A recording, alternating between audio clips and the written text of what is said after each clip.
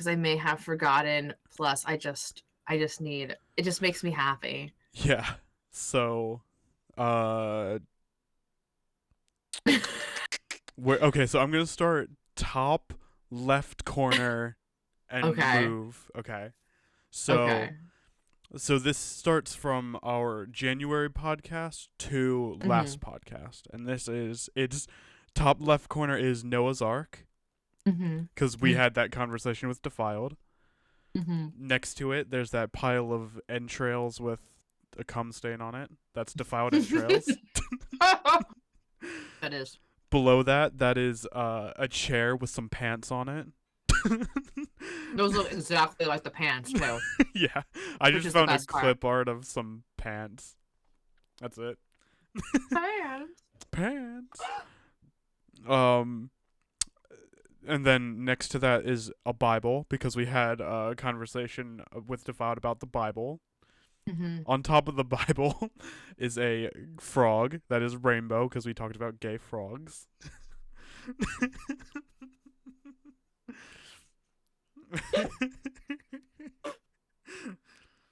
I just love the delivery. Yeah. I should probably Talked post that about we're gay going frogs. live. Then on top of the Bible is a pizza with everything that we stole from God. Mm-hmm. The sour watermelon rogue energy still makes me laugh It's so so hard. good. Because it's fucking true. Yeah. And you don't know how true it is until you've sniffed it. You know what I mean? Like, I remember you tried it first, and I was like, how is it? And you're like, I just want to snort it. And then I got it, and I'm like, oh my God, all I want to do is snort it too. And I feel like I just wanted to tickle my taste buds in a way that nothing else has before. It's godly, and it must be stolen for my own consumption. Yeah. I'll get back to explaining it in a moment. I need to post that we are live. Oh, no worries. I love the one below it, which I'm assuming is Crimmy. This is the skin of the killer. Yes, that is representing Crimmy. With that beautiful face. Edward Cullen face. I was definitely Team Edward. What about you? Team Edward or Team Jacob? I don't know. Mm-hmm. I like those movies, but I'm not a fan enough to pick sides. Mm-hmm. Totally fair. Absolutely fair. I love the flan with the pine sol on it. Yes, that is pine sol pudding. Yeah, pine sol pudding. That was so good. That was Crimmy, right? She was eating the fucking thing. Kit She was Kat. tastes like pine This sol. tastes Kit like pine Kat. sol. Pine sol. Pine sol. I love the dinosaur in the mirror. What's that? That is that is Littlefoot licking the invisible wall. That's so wrong. How long has that been up there?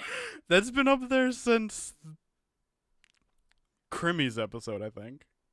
That was that's the saddest thing in all of cinema. She fucking Littlefoot thinks it's his mother and licks the fucking shadow on the wall, licks nothing. Oh, the way you described it was an invisible wall. So I wanted to represent an invisible wall. No, it's perfect. It's absolutely perfect. I it's love that I know favorite. that that's Littlefoot.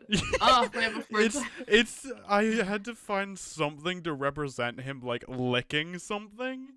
Yeah, and, no, that's it was the perfect. best one. Yeah, you did a smashing job. Absolutely. I do remember the what is it called? The glove of the rainbow glove. Oh, the Infinity Gauntlet. Yeah. I don't know about Marble. I mean, I've stopped caring about Marvel movies, so. Yeah. All right. Where were we? Marley. Marley and me. That was when you went to the party and you said you did an adult party with drugs. and alcohol and stuff. I love that you guys called me out on the adult party thing. I really wanted to tell you that there was alcohol. Like there was adult beverages being served, but Marley and me was playing. That's what the little bottles and wine glasses underneath my character are. Right. Wonderful. I was like, why did I put those there? And I forgot about it. I was at a party, an adult party. With drinks and drugs and stuff. I'm setting the scene because why would Marley and me be playing? I just cried the whole time. I don't know. I think it was just the fact that you were like, you didn't even explain that Marley and me was playing. You were like, yeah, I was at this adult party with drinks and drugs and stuff, and then we were all just like, okay, go on. And then you were like talking about Marley and me and stuff. I was like, okay. You're like, did you want us to think you're cool or something? I was at a party, an adult party, with drinks and dying dogs. It was the only thing on the TV. I just watched it. I've never seen that movie. I feel like it would make me cry. Oh, it would destroy you. Yeah. It would break your heart into a million pieces, and you'd be here talking about it today. Yeah, I'd go into an adult party being like, oh my god, there was drinks and drugs and shit. Dude, the next time you go to a party and it's an adult party, ask them to play Marley and me. Then you've really Then I'll get the full experience. You get the whole, and an hour into the movie, you will definitely be sobbing. Yeah, for sure. Anything with animals, dude. The drugs next to Marley is the reference to the title of Defiled's podcast, where it scary for pleasure, the drugs were off or something like that. Oh yes. Under that is a speed limit sign that says 94 miles an hour. That's for one speed. The saw was for one speed being like, I've seen a couple of saws, and me being like, he's been to a hardware store a few times. Yeah. Guess what we were all thinking? Like, I've seen a couple of saws, and we're just like, Home Depot? Like, what? It's the high priced dirt all over again. Dude, that blows my mind. It's so good. Blows my mind. So funny. So stupid. The bears hugging with ice cubes over it is I forget what all was said, but Defiled was I had like during Defiled's podcast we had described something as a cold hug, and he called me out on it. Cold hug. Yeah, I don't remember at the moment. Is that what you give? Cold hugs? I don't imagine you give cold hugs. Being a Reaper and all. I don't know. I don't think I was describing myself. I think I was describing something that happened to me as a cold hug. And then we have Scary, and then on top of Scary is the abomination that I made Crims. Which is Crims is a snail with a slippery when wet sign, with a light shining through it and rainbows coming out of her eyes. He's horrible. It's so hideous. Poor Crimmy. Poor Crimmy. I don't know if you guys know, but I love Crimmy. Me too. You guys will never know it, but I adore her. I know you can't tell, but... Next to her is Caroline Walker from Tormented Souls, because we had that conversation about Tormented Souls with Defiled. Top right corner. Star with poo? No, top right corner, above the star. I wonder what the star with poo. Oh, that's a dirt star.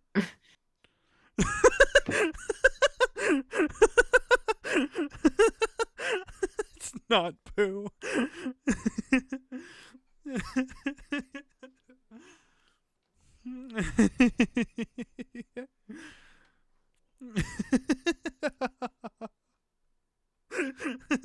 Know about the star with poo. You just like, nope, that's a dirt star. So nonchalant. I love it. Underneath Oh my that god. is Obi-Wan Kenobi, because everyone thinks One Speed is Obi-Wan Kenobi from Star Wars. Mm. And then under him is a Crim pie, which is Crim's face sitting on top of a blueberry pie. Her face fits so perfectly on top of that pie. Yeah. I don't know It's how like, I did that. I'm so proud of myself. you should be proud of yourself because she also looks like she's like looking up at you like, hey, fuck, are you gonna eat me? So that picture is from a post of mine where I so every now and then I try to take pictures of Crim's streams and they go horribly wrong. So Excellent. she in this picture, she's like leaning back and then she's got her like foot in the air like putting on a sock. At Ooh. least I think that's what's going on, and she's making that face. and It's a I good face. and I didn't realize I had taken a picture of it, and I posted it on Twitter at some point. Mm. So I was just finishing my cup of milk. No worries. Which is not a cup of milk at all. Mm-hmm. Just want to make that clear to everyone listening. It's got oat milk in it, therefore it's milk. It's got oat milk in it, but it's not a cup of milk. It's got protein powder. It is a If you add a protein meal. powder to milk, it's still milk. It's just stronger.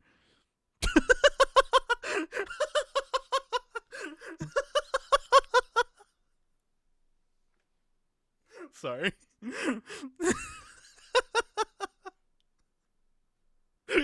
I get it because protein makes you build muscle. It took me.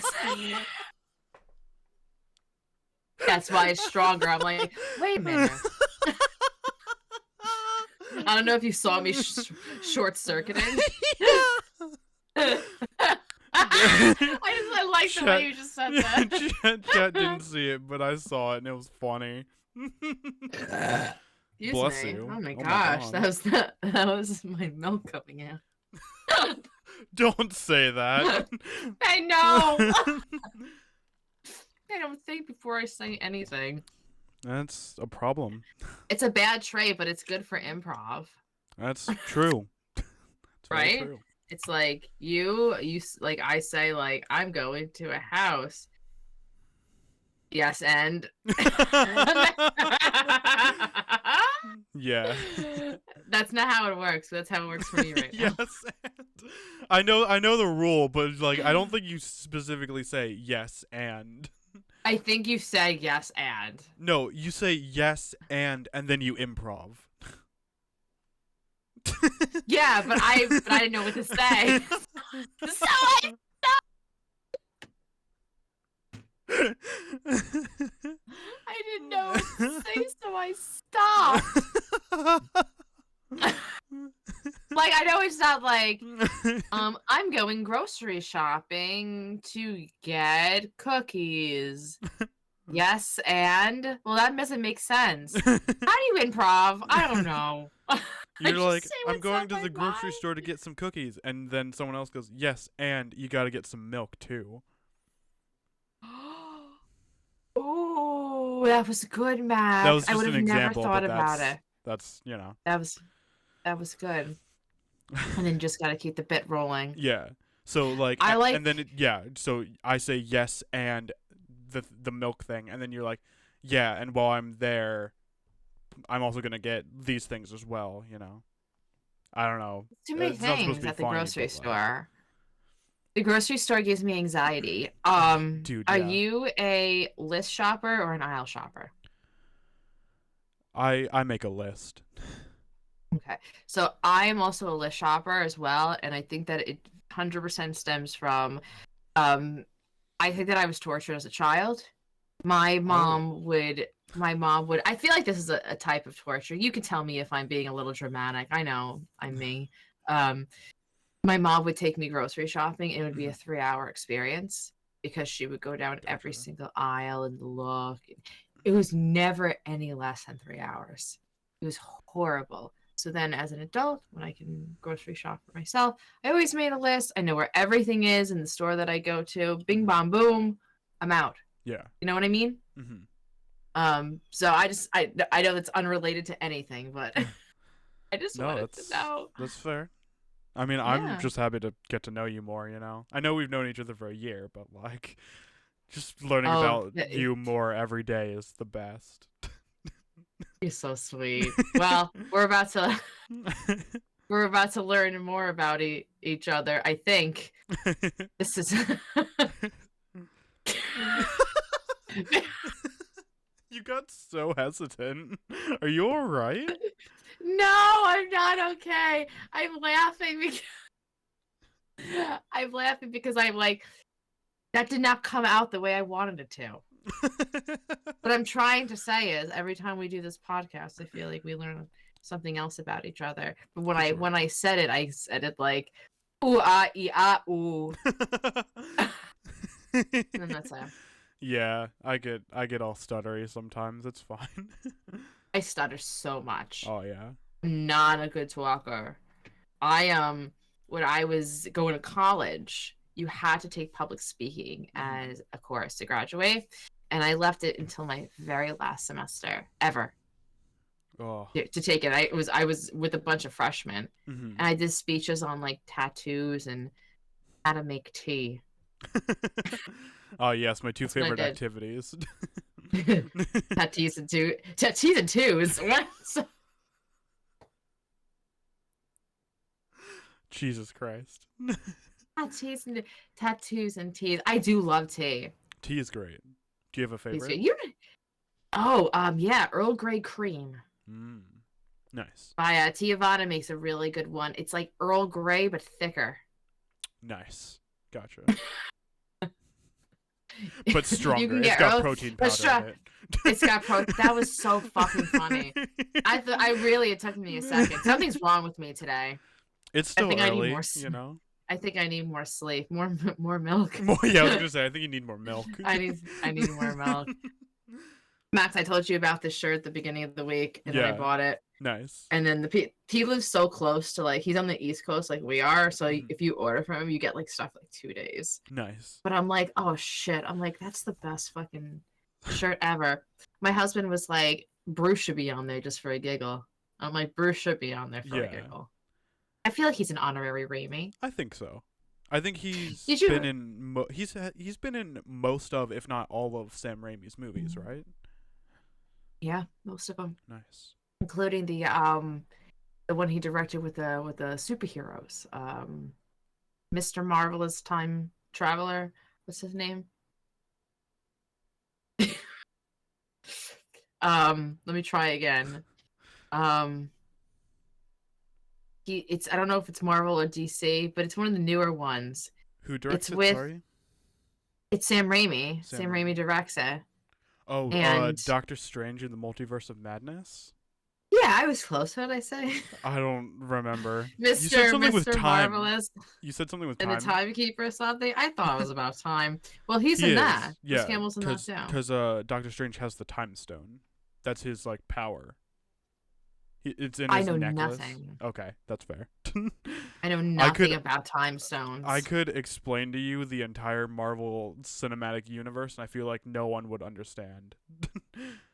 I didn't know you're really like that into it. So I'm just a comic book fan. My comic books aren't even. Did you hear that? What? Like a beep? No, I was looking at my comic books.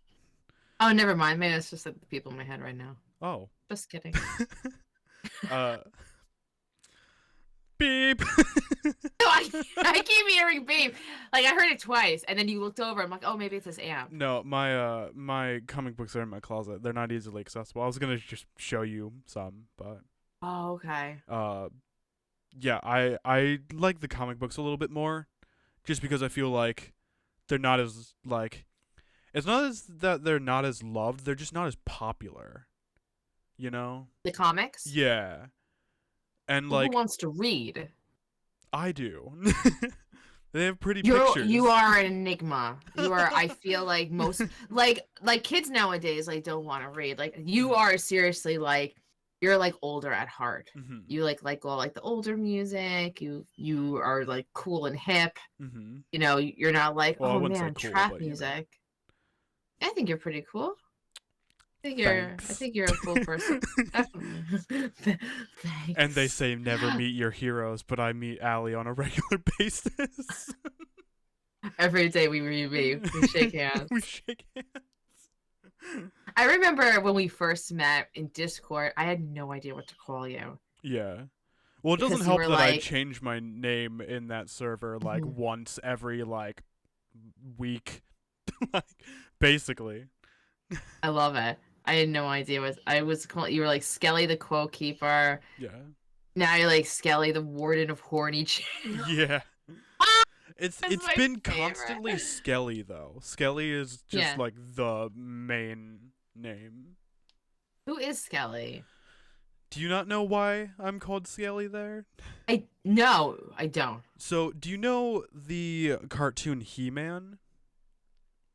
I've heard of the name. I couldn't tell you anything. I don't know a picture. Oh, Is that the guy with the yellow hair?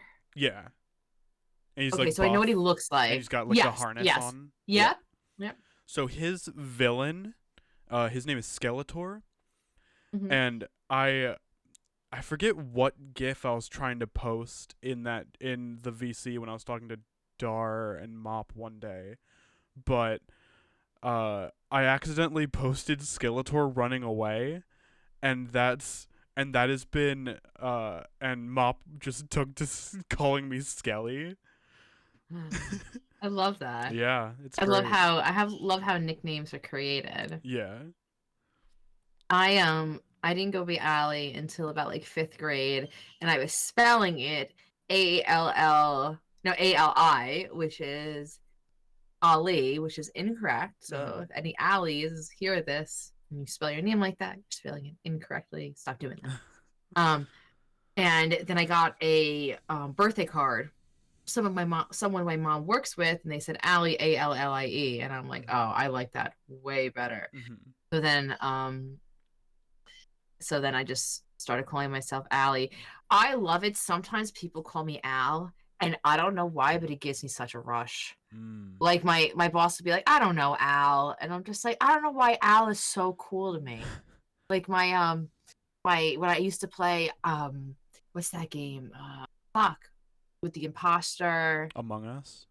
Among Us. I used to play Among Us when it came out, Max, all the fucking time. Mm-hmm. And I would always make my name Big Gay Al. It's like, I don't know what it is. I'm just like, I love sometimes people are like, what's going on, Al? And I'm just like, I don't know, man. I feel like a different person. Like, this is Allie, but then when people are like, I don't know, Al, and I'm just like, Al, like a tip my hat partner. You know? I turn into somebody else. You just become like a really like cool fancy cowboy. Yeah, that's what I feel like inside. That's Al. Yeah. But Al doesn't get to come out much because Al can only be summoned by being called. That's awesome. Oh my Yeah. gosh. You're the reason why I spell alligators weird. Like I spell it Alliegator. It sounds right. It's not. It's not. Fuck, words aren't my thing. I failed English first grade. What can I say? Like, Dude, I failed so much. I can't even didn't tell you fail about all English of in my first school grade. I failures. promise. I just can't type. Did you have to take a typing class? Yeah, and I failed. Yeah. You really did? Yeah, like I literally could not like type for the life of me. That's why like I type Well, they so would make your fast. fingers go on like certain keys. And Yeah. I'm like, this doesn't feel natural to me, like at all. Yeah, that was a problem for me Yeah, when I was learning like to play the bass, because you have to like curve your hand up to get to the top strings. I was like, I wouldn't do that. I would use my thumb to play all the top notes, and it just didn't feel right. I was like, my thumb should not be like have blisters on it and stuff. Yeah. And I was No one talking to my likes to guitar misplace speaker. thumb. Yeah, for sure. Also, I forgot to That's do the nice. intro today. Oh. Do you mind if I do that? Do you mind? Do you mind? No, I don't Okay. mind. We're vibing. We're vibing. We're vibing. That's really We're all here. it is. We're here and we're vibing. Speaking of vibing, welcome back to Scary for Pleasure, where scary is getting pleasured, and we're talking about. I'm Max, I'm Allie. and we're gonna jump around from topic to topic. We have a straight topic that we want to talk about, but we won't stay on it for long. We've already talked about like 15 different things. Welcome and to ADHD. Like seriously, like so many fucking different things. It's like insane. My brain I feel like sometimes just goes and then your brain catches it. Mm-hmm. Like I'm the ball and you're the mitt. Yeah. And then you take me and then you throw me somewhere else. And then I'm there to catch it again. Yeah, like you're fucking fast as shit. This is a 2-person team. We come out like it's only the two of us. Yeah. Oh my gosh. So Alpha and I were talking about if you know how we have now this if Sevi didn't know, we created this goth girl like Spice Girls faction on Twitch of all the hot goth chicks on Twitch. Mm-hmm. Sevi, I believe that Alpha deemed you EP goth because you're always sleepy. So everyone is like Spice Girls, but everyone has something goth next to it. Nice. So Kim is like Karomi goth. Nice. Gothy is gothy goth. I'm pizza goth. Nice. Alpha on his stream was talking about if you joined the goth girls, what would your goth name be? Ginger goth, obviously. Ginger goth! Oh my god! That's so much better than anything I thought of! Oh my god! That's so much better than it's right there. It writes itself. Because isn't that a ginger spice? Yes! That's why it's so good, Max. That's so good. Fuck. Sorry, continue. Like Grim Goth or Reapy Goth or Croc Gator Goth. We were like Croc Goth. That's what I said. Croc Goth. Stuff. Fucking Ginger Goth is perfect. I gotta tell Alpha right away. Yeah. That's so good. That's so fucking good. I've never listened to a Spice Girls song. I just know some of the Spice Girls. Honestly, I'd say why would you? Mm-hmm. Because of your age, but you also listen to older like classic rock music. Yeah. So 90s pop maybe just isn't your thing. Were they 90s? And honestly, yeah, 90s for sure. Okay. Like 94, I think they came out. Gotcha. But honestly, like that music is like it's not even music. It's just kind of like sitting in my chair with my best friend Max, we're talking together. Let's relax. Oh yeah, like it's just kind of like much. It's just kind of like that, Yeah. It's not. You would never have anything like that today. Not popular, at least, because I'm saying their popularity was for like sure. Unchained, in fucking insane amounts of money. I remember though when the Spice Girls movie came out. Have you seen the Spice Girls movie? I don't think so. There are some classic one-liners in there. It's so bad. It's so bad that you'll love it, Max. You don't have to listen to Spice Girls to see this movie. It's just these girls, and they're going on tour, and there's aliens. And the aliens come down. They're like, "We're your fans," and they get autographs. And then at the end, like they didn't show up to their like concert or whatever, and their manager's like, "I'm gonna go out on the stage and hang myself." And I laughed so fucking hard. I laughed so hard. But what I wanted to bring up was not that. I wanted to bring up the fucking swing set that was in their tour bus. So like Baby Spice is like the cute hot one that we all wanted to pretend to be when we were, children. And she gets like a swing in the bus, and she just like holds on like cute little swing, and then she's got like her lollipop. And she's like, yeah. And I'm like, oh my god, all I ever wanted was a swing in a tour bus. That's all I wanted to say. Fair. The movie sounds like an hour-long music video, you know? It was something that, it- first of all, my mom didn't let me see it in theaters. I Mhm. didn't see it till years later. My mom was like, "There's gonna be sex in it." There was no sex in it. This was a movie for Spice Girls fans that were my age. And she's like, "There's gonna be sex." I didn't see Rose's boobs in Titanic till way into my fucking adulthood because my mom wouldn't let me. Mhm. Max, I also have boobs. Like, I don't understand. Like, why can't I just look at them on like TV? Why is this a thing? Why did you have to call me out like that? Because I just want to make sure that you understand. I didn't not know that. Like, I was aware. I didn't want to bring it up though. Like, um, yeah. But anyways, there's none. There's aliens in the movie. It's very fucking weird, mhm. and I definitely suggest watching it because I Mhm. think that you'll laugh a lot. It's like There's Army of Darkness.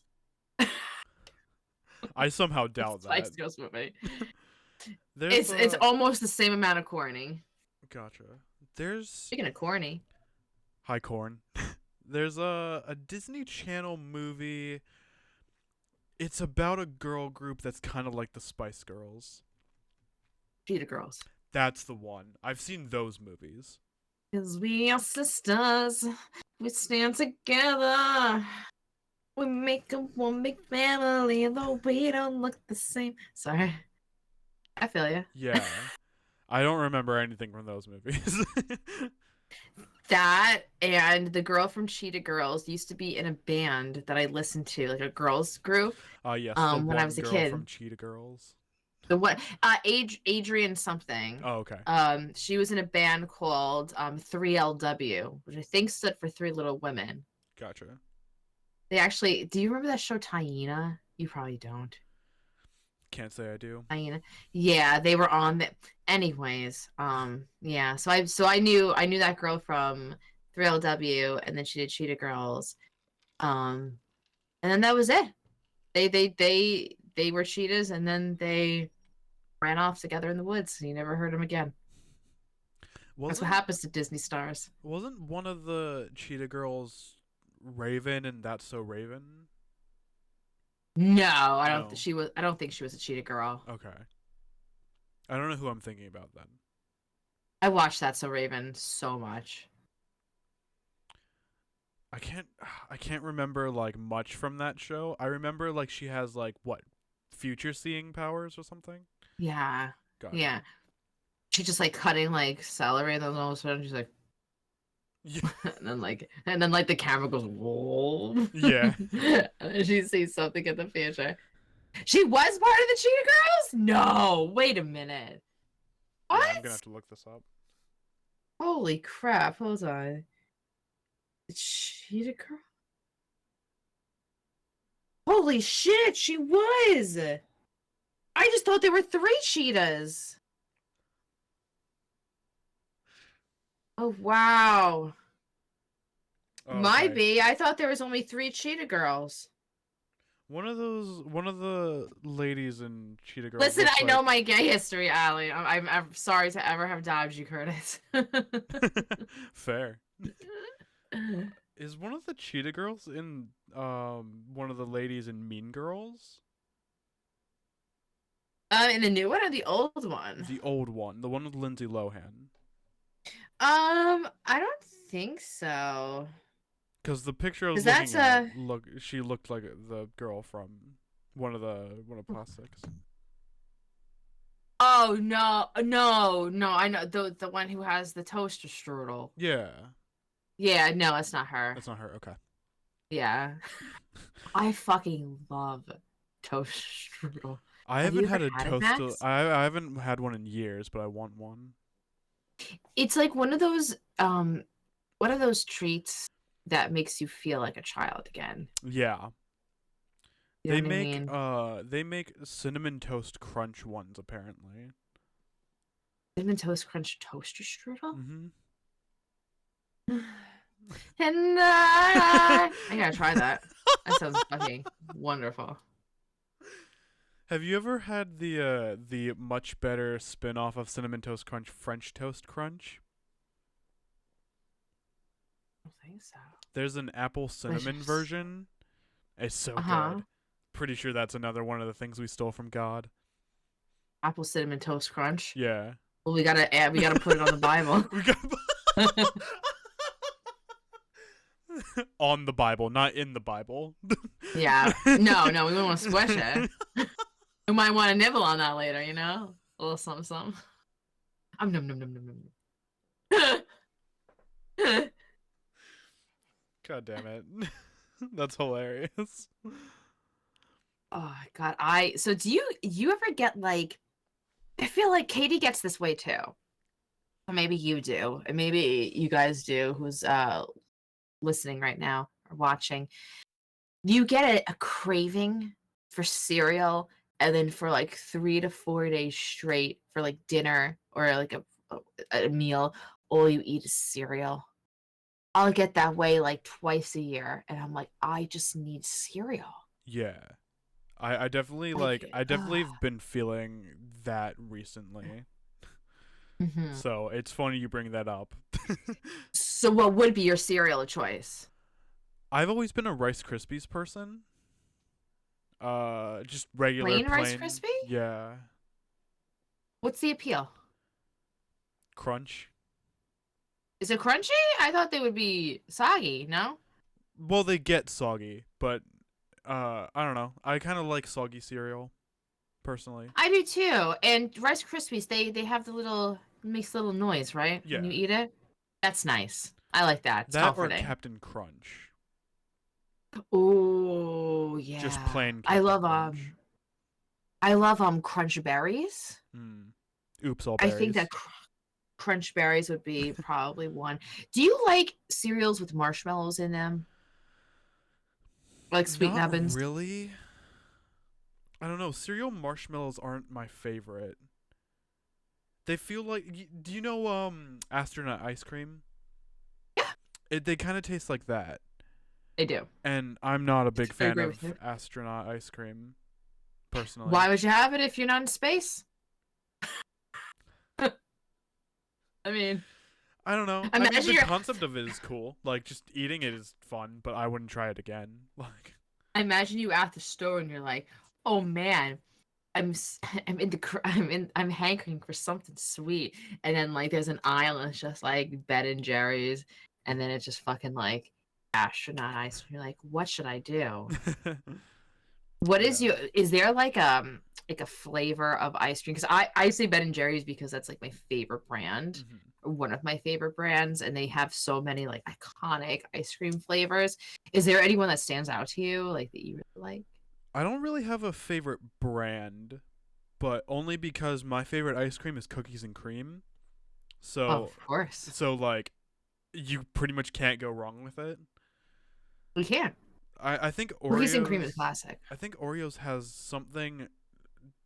I think all of them use Oreos recipes to make the cookies, and I think that's what the good part is, because it's usually just like really good vanilla ice cream and then Oreos, you know. You can't go wrong with cookies and cream. Yeah. I've made a dessert before. It's a German dessert, and I'm going to butcher its name, but it is called Slaschkana-Kuchen. Okay. And pretty much what that is you make like fresh whipped cream. You have like one of those bowls that go like this, and you have like the fresh whipped cream, and you put it on the bottom, and then you take Oreo cookies and you place them on top. More whipped cream. So it's almost like an icebox cake. Oh, but my god, like the fresh whipped cream with the Oreo cookies. I mean, there is nothing better. There's nothing better. It's so good. Ben and Jerry's makes this ice cream flavor called Milk and Cookies, and Milk and Cookies is probably very much in like the same as like cookies and cream. That cookie texture, when you can get that cookie texture right, and the taste, like that sugary, oh my gosh, yeah, it's everything. And you can't stop. Yeah, Like, how are you just supposed to have like a couple spoonfuls? No way. Yeah. It's tub or nothing. Yeah. You like blueberries, right? I do. So so I went to Maine recently, and Maine their whole big thing is like really good blueberries. So I didn't know that. I don't really like blueberries all that much. Like I'll eat them if I have to. Like if they're out, I'll eat them. But Maine blueberries are like the one exception to that. Mm-hmm. And I'm also not the biggest fan of pie. But let Pie. him know. No, I like pie the person. Pie the person's the best. But the dessert. It's not that I don't like pie. It's that I don't like store bought pie crust. It's not right. And I don't know what it is, but there's this place in Maine. Which pie was here? Poor pie. Because you're like, it's not that I don't like pie. It's not that I don't like store-bought pie crust, which is that this full name. And I'm just like, this is so funny to me. Yeah. Pie's gonna have words with me after this. Mm-hmm. But there's this place in Maine called Getty's, and Mhm. they have this really good blueberry pie that is like that I thought I wouldn't enjoy, but like I ate almost 2 slices of it. Wow. And it's Um, made by the Maine blueberry people? it's like so they make it in house, and under their restaurant they have sort of like a store where you can get things. They're kind of like a Cracker Mhm. Barrel, where Okay. like Yeah. there's like the store in front, except the store is down underneath, and you can like take a staircase down there. Neat. And you can get their blueberry pie fillings. Uh, I'm pretty sure Ooh. they just ship it out to the restaurants, and then they make the crust itself, and then they just bake it. Ooh. Um, Blueberry pie is my favorite pie. Nice. I like any pie that has like graham cracker crust. Oh, who doesn't? Yeah. Like which one? Um, I'd say That'd probably like be a like a s'mores s'mores pie. pie. God damn it. That was good. That was good. Jinx, you owe me a Coke. Oh, Oh, I have blueberry s'mores soda pie. downstairs too. Blueberry Oh soda. yeah, blueberry soda's so good. Oh If my you ever go god, to do you want Bar Harbor, Maine, there's Mhm. a shop on Main Street. I forget what the shop's called, but it's like an old-fashioned candy store, and you like Oh, those are so cool. yeah, and you can get this really good blueberry soda there. It's so good. I forget what That it's sounds called, but amazing. yeah. I would love blueberry soda. Yeah. You haven't had Loganberry yet. No. Wait until you have Loganberry. It will I bet. change your life. It's candy. It's so I had a sip and I was like, fill my coffin with this. It's I want to swim so in this in good. the afterlife.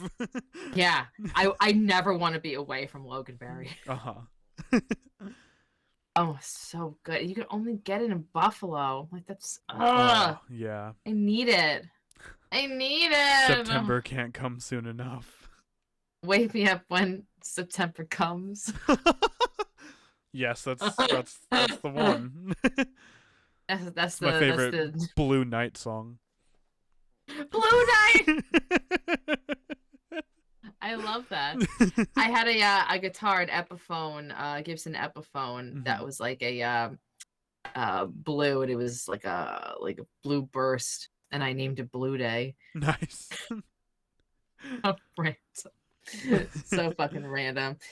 Pizza, sweet pies, quiche, meat pies. That sounds like the lyrics of a System of a Down song. Pizza, sweet pies, quiche, meat pies. You 100% know. You 100%. That's totally would be it. That's the line that comes after what is it? What's the terracotta pie song? Terracotta pie. Yeah, that song. Those Yeah, lyrics that's exactly come the after song that I was one. thinking of too. 1000%. We're on the same page. Um. Oh, No, Go ahead. continue. I was. I was. Oh. I love it. I love it so much. Jor and I, because we were just reading his meat pie comment. We were watching your stream the other day, and he was like, "Wow, look at all the people watching Max right now." And I'm like, I know, isn't it so nice? I wanted to ask, do you feel like after joining the CEOs, you got like more viewership? Because you just like naturally like made more friends. I definitely think so. I didn't join the CEOs for viewership. I feel like that should be Yeah. stated outright. Just But like meeting like I've at least met most of the CEOs. Mm-hmm. I've rated a few of them. I've made some cool new friends. I've met all the new CEOs. They're all really cool people. See Potato in here a lot. Yeah, She's Potato's cool. wonderful. Me and Potato are going To see. through the Resident Evil games. I believe she's Nice. on Village. So Did she start at 1? I don't know. I have to ask Okay. her because she's been watching me go through the Resident Evil games, which is really nice. Yeah. Village is so good. I remember my first stream as a CEO was my second 12-hour stream, but it was like more of an official one. Mm-hmm. I got so many raids from other CEOs. Like Ditz raided me, Potato raided me. I gotta say I love Ditz. Like meeting Ditz was Oh one my of the god. best things Can to we ever just happen. can we talk about this for a second? Yeah, Like, let's first do of that. all, he is just such a sweet fucking human being. Yeah. When you raid him, he shows you this raid trailer that is, it's like, I don't know if you guys know the band like Alstrom, but it like totally like sounds like that. Yeah. Like it's just this like pirate metal. Yeah. And like it's about him. And it's so fucking catchy and Yeah. good. He found out, I think on your stream, because we were chatting on your stream, that I liked wrestling. And he put me in he asked me to make a character. And he put me in his game, and I went onto his stream yesterday, and he was like, "Allie," he's like, "You won the first test match," and then he showed me my character and my entrance. Nice. It was so fucking good. So my character is named Muscles Marinara, and I come out in like kind of like a Chef Boyardee costume to this like Italian music, and I hand out pizza to people on the way there. That's and awesome. I'm a good guy. I'm a face. but willing to be a tag team if so. Yeah. And my he loves my finisher. My finisher is the pepperoni pop-up power bomb. That's awesome. Alstorm. I always say Alstrom. It makes me feel better. It sounds more piratey, you know? Like Hailstorm. Alstrom? Yeah. Yeah. Like that sounds like it would be like the name of a ship or like the name of a really fancy parrot. Alstrom? Alstrom, god damn it! Captain Alstrom is just a bird that pilots the ship. It's just a fucking bird. It just talks back. Yeah. Like, fuck off! Have you seen Ditz's new channel trailer? No, I don't think I Oh, have. it's so good. Is it? Oh, yeah, I won't spoil anything, but okay. Next time, it's so good. Next time we raid him, it's probably gonna be the new one. I gotta eventually get a new raid trailer. Probably not for a while. I liked my raid trailer, but I've had it for so long, and I feel like I look so fat in all those glyphs. I'm just like, look at my chunky ass. Oh. Oh, they're so good. You look fine. Thank you. Oh wait, but always my favorite is the a penis. Yeah. It's my favorite clip of all time. Yeah. My raid trailer is the worst game. It's just I made it in 5 minutes. Like you have it's my favorite raid trailer. People love it. It's my favorite. It's so funny. It's so funny. Jor and friends. I don't know if you heard this, but it's perfect. I don't know if you've seen like Max play a game where he's like panicking, but he literally like panics in lowercase. Mm-hmm. It's like, oh god, oh god, oh god, oh no, It's the second oh, clip in my raid trailer. and it's so good. He's like, oh god, oh god, oh god. Yeah. So, like it's just so fucking good. I think Jordan has seen it before because I think he Mhm. commented on um don't call me daddy. That's the one where people lose it. Like people like Yeah. start laughing much, and then it's that one. It's the 1-2 hit of "Don't call me daddy, I'll come," and then it's "Ali, no, don't turn things into dildos." Yeah, It's so funny. It's so fucking funny. and It's that's so all good. real, by the way. That was not Mhm. staged. That was just mushy streamer brain. The other one I liked is you said something about soup. Soup. Oh, that was when me, Kim, and John. His bag of soup. John is Alpha Wolf, by the way. Soup is Yeah, John Dan. Apple. Soup is Super Dan. Stan. Yeah. We were all playing Demonologist, and and they Alpha spawned inside of Soup, and he was like, "I'm inside you," and I was like, "Damn, lucky Soup." Yeah, the damn lucky soup. But the fact that like nobody knows his name is Soup and you just went damn lucky soup makes me laugh so uncontrollably you hard. clipped that because I remember you were there, and I so like the context is just like John's there. People know John. John's in my stream a lot. Like people know his voice, and then it's like, who's this Dan guy? But Dan's cool. Dan's really fun. He's fun to play games with. I love it. I love the raid trailer so much. It just makes me giggle. Yeah. And you never know when it's gonna end because it ends so abruptly, which I Yeah. love. I think it's a vibe. Yeah. Just It's actually then all of a longer sudden than you're the like, original hi. one. I kept the clip where I kept the ending clip the same. I just added more to it. I like that when you're trying to like intimidate the ghost, like what you gonna like during What Father's you gonna Day. do? And then it What you just goes, gonna do? I'm like, oh god. Oh god. You're like, oh god. Fucking Emeka games. Emeka games are great.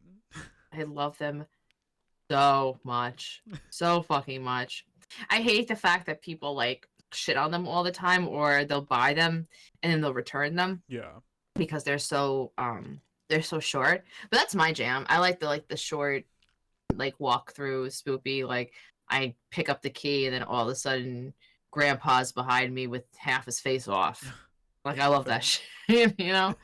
I am so upset, Max, that I don't want to not support this like developer because he's mad chill. But the last two games by fucking Daniel Doesn't Matter have made me fucking throw up. Mm-hmm. What was it? I don't Bloody understand Ink? how Bloody Ink and the Mhm. telephone. Yeah. Both Yeah. I gave both of them 2 streams and they made me really sick.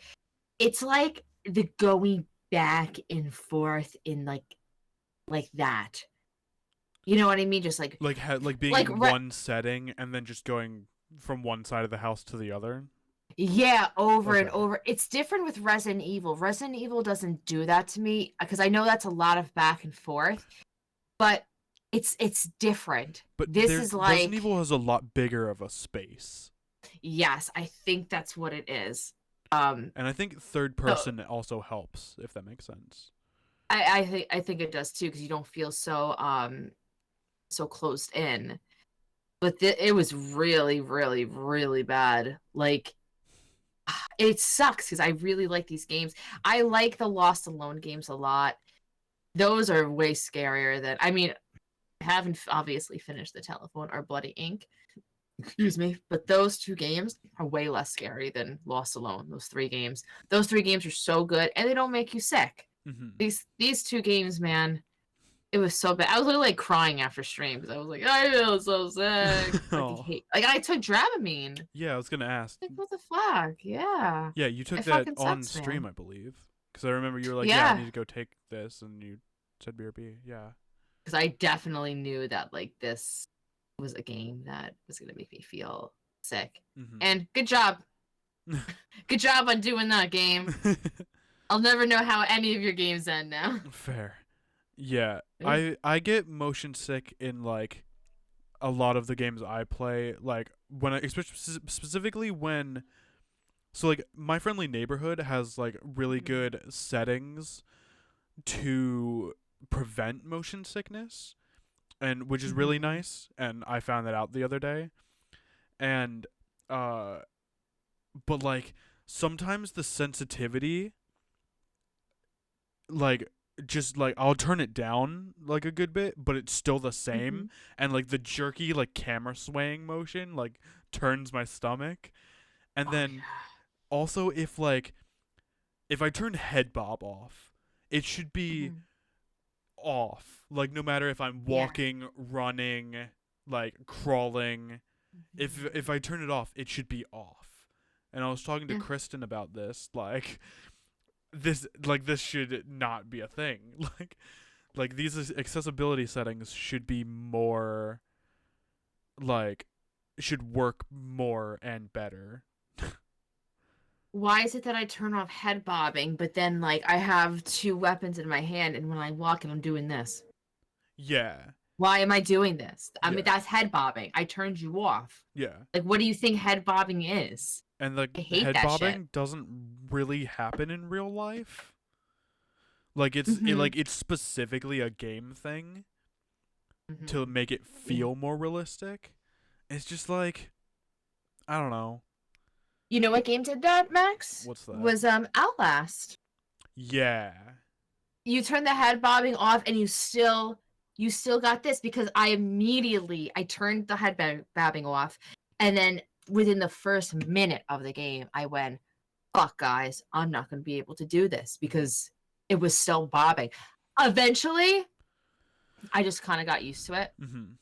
I guess it wasn't as bad as it could have been, but I turned it off. Why are we fucking doing this? Yeah. Why am I doing this? Apparently, it's bobbing. Apparently, it's better if you crawl.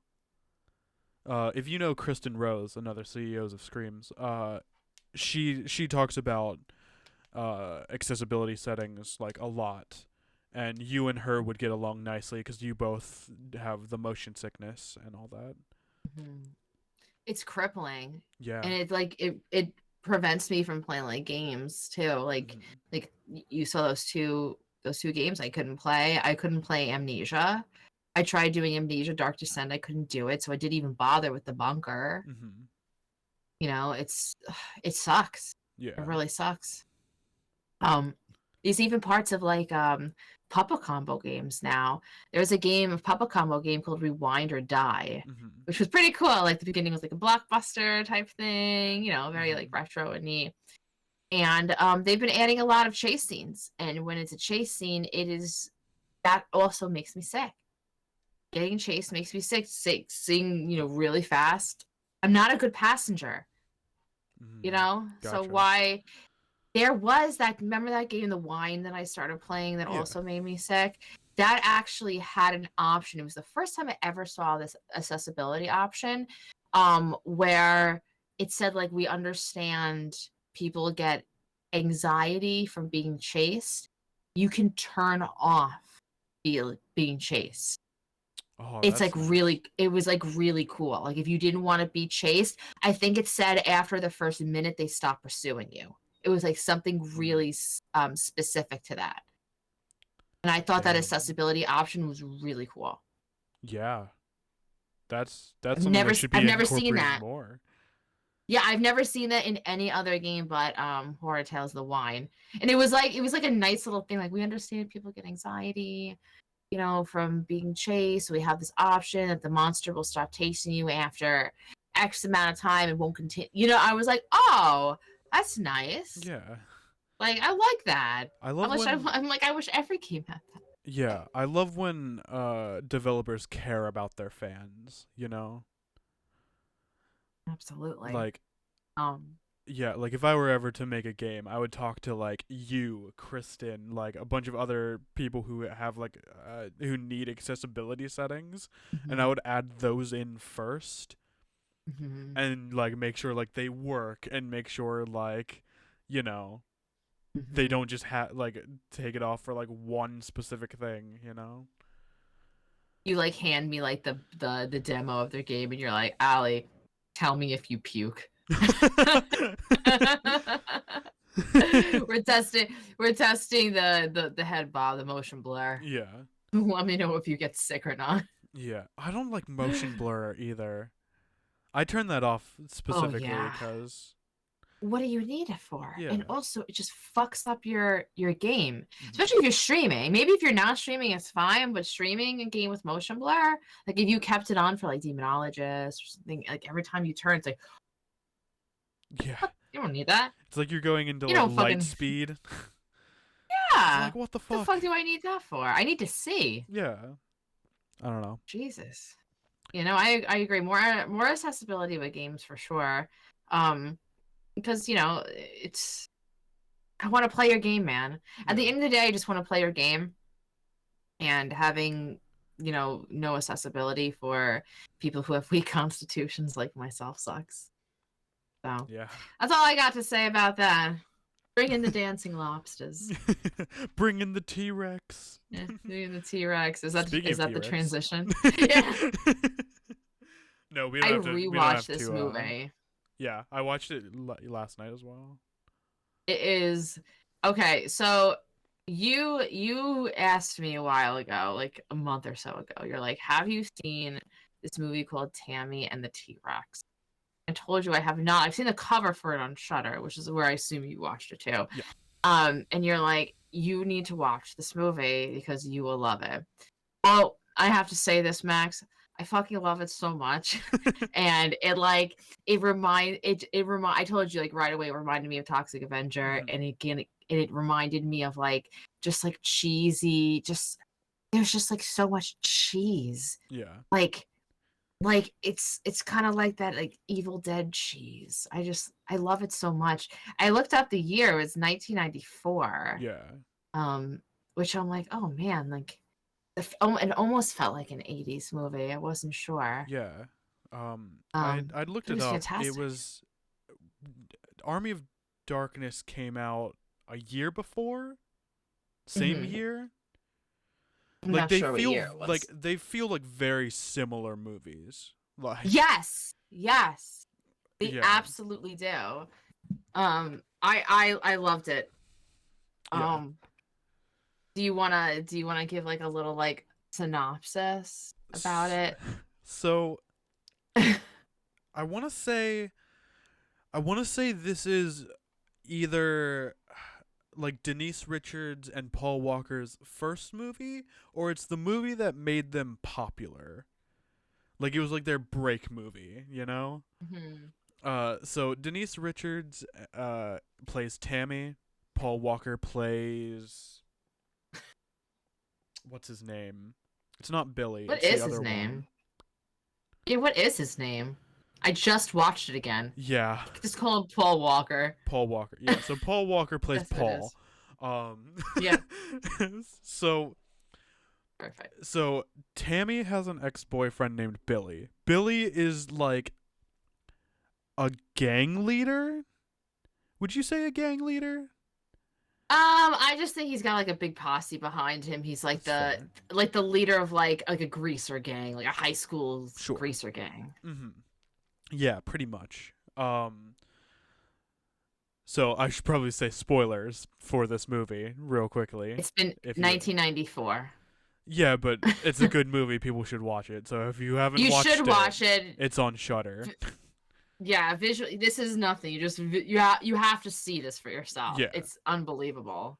So Paul Walker gets dragged out to this animal sanctuary by Billy, and he gets attacked by, is it a lion?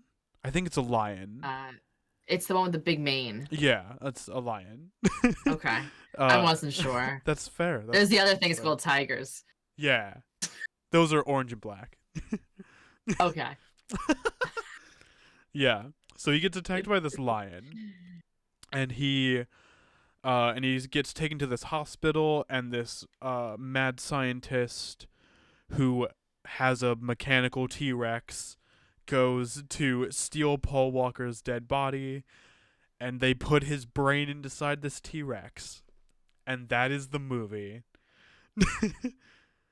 Well, there's more to It's it, like, but like, yeah, that's and where then, it and then stops. that's where the plot of the movie stops. Everything else is just pure comedic genius. Like, the comedy in this The movie is top notch. the comedy's so good. The one-liners they have in there are, it's like, it's amazing. Yeah. It's like, so there, like you said, there's this like mad scientist, and this mad scientist wants, like, his whole mission is to, like, people will never have to die again. Yeah. We can just take their brains and put them into things, and they'll live forever and make lots of money. The mad scientist also has, like, I don't know what you would call it, an assistant, a handler, a woman who is dressed like Frankenhooker the Yeah. entire time, She just named like Helga. she's like slutty Igor, you know? Like, She is Slutty Igor. well, except Igor is like small. She's like 7'3". Like, Franken Igor. Yeah. She's like Which is, the hot nurse assistant kind of person. She's I pretty have a much just eye 5, candy. Like, let's be real. 100%. She's got her boobs out the whole time. Because it's the 90s, right? It's like sex sells. Like, the opening to this movie is Denise Richard and what I assume is her cheerleading team just being like, Yeah. you know, They're all like just doing dancing that. in the gymnasium, all that. Looking all hot. Yeah. Like, that's not how I look when I dance. Like, their boobs Or are like out. when I go to work out. Yeah, Like, yeah. I'm pretty sure that would not fly ever No. in a Ever. school. No. Like, Never. and can we Oh talk my about Paul God. Walker's introduction? Like, he walks into the gymnasium and he is in he's a football player, I think. Yeah, he's some sort of jock. Yeah, he plays the sports ball. The sports ball, yeah. And he walks in, he's got his like white pants on and he's got a crop top on, and he is not shredded, but he's got abs. Like, he's got like, he's like about to get abs, Paul Walker. Like, He's Abs Jr. yeah. Like, Diet Fast abs. and Furious gave him abs for sure.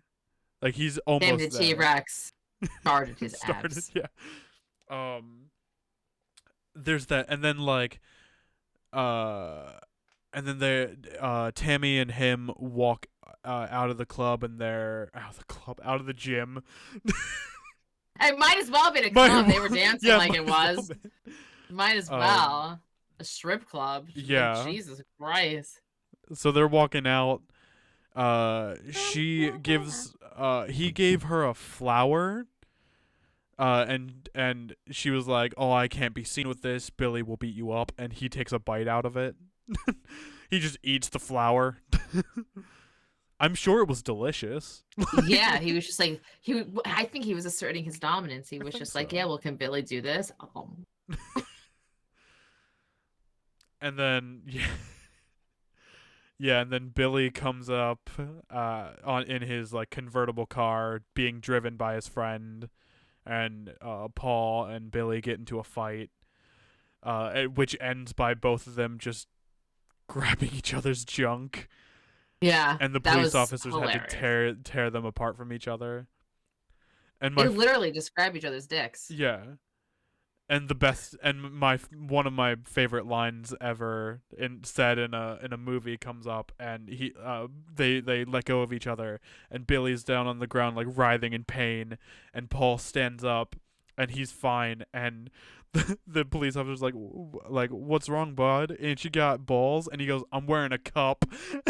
I'm wearing a cup. And then Billy looks at him like, "Fuck." I'm gonna kill you. Yeah. You got. Yeah. And he fucking does. I mean, if you think about murders in movies, I never thought about dragging someone to an animal sanctuary, Mhm. kidnapping them, putting them in the trunk of my car, dropping them off at an animal sanctuary. And what was kind of fun about that part, right? Fun, Yeah. is that it was pitch black. Mhm. They already kind of mentioned that, like, oh, your eyes will adjust, kind of like eventually. Mhm. But he had no idea where he was being dropped off. Imagine you just got dropped off in the middle of like fucking Africa and there's wildlife everywhere. And the scene with him getting mauled was really like real looking. Yeah. And I thought that it was pretty disturbing because it's not something that I personally see every day. Mhm. Like a lion fucking, with this neck on someone, and that's terrifying. That's Yeah. legitimately terrifying. But when he ends up dying, this mad scientist like rushed to the hospital, which one of my favorite things is that he comes into the hospital with Frankenhooker and he's smoking a cigarette. Yeah. Now in 1994, I'm pretty sure you couldn't smoke cigarettes in hospitals. Am I wrong? I don't know. Smoking had definitely died down by that point, though.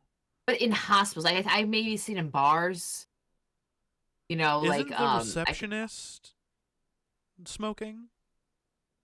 I don't remember seeing her I smoking. don't I know think she was smoking. he was smoking a cigarette.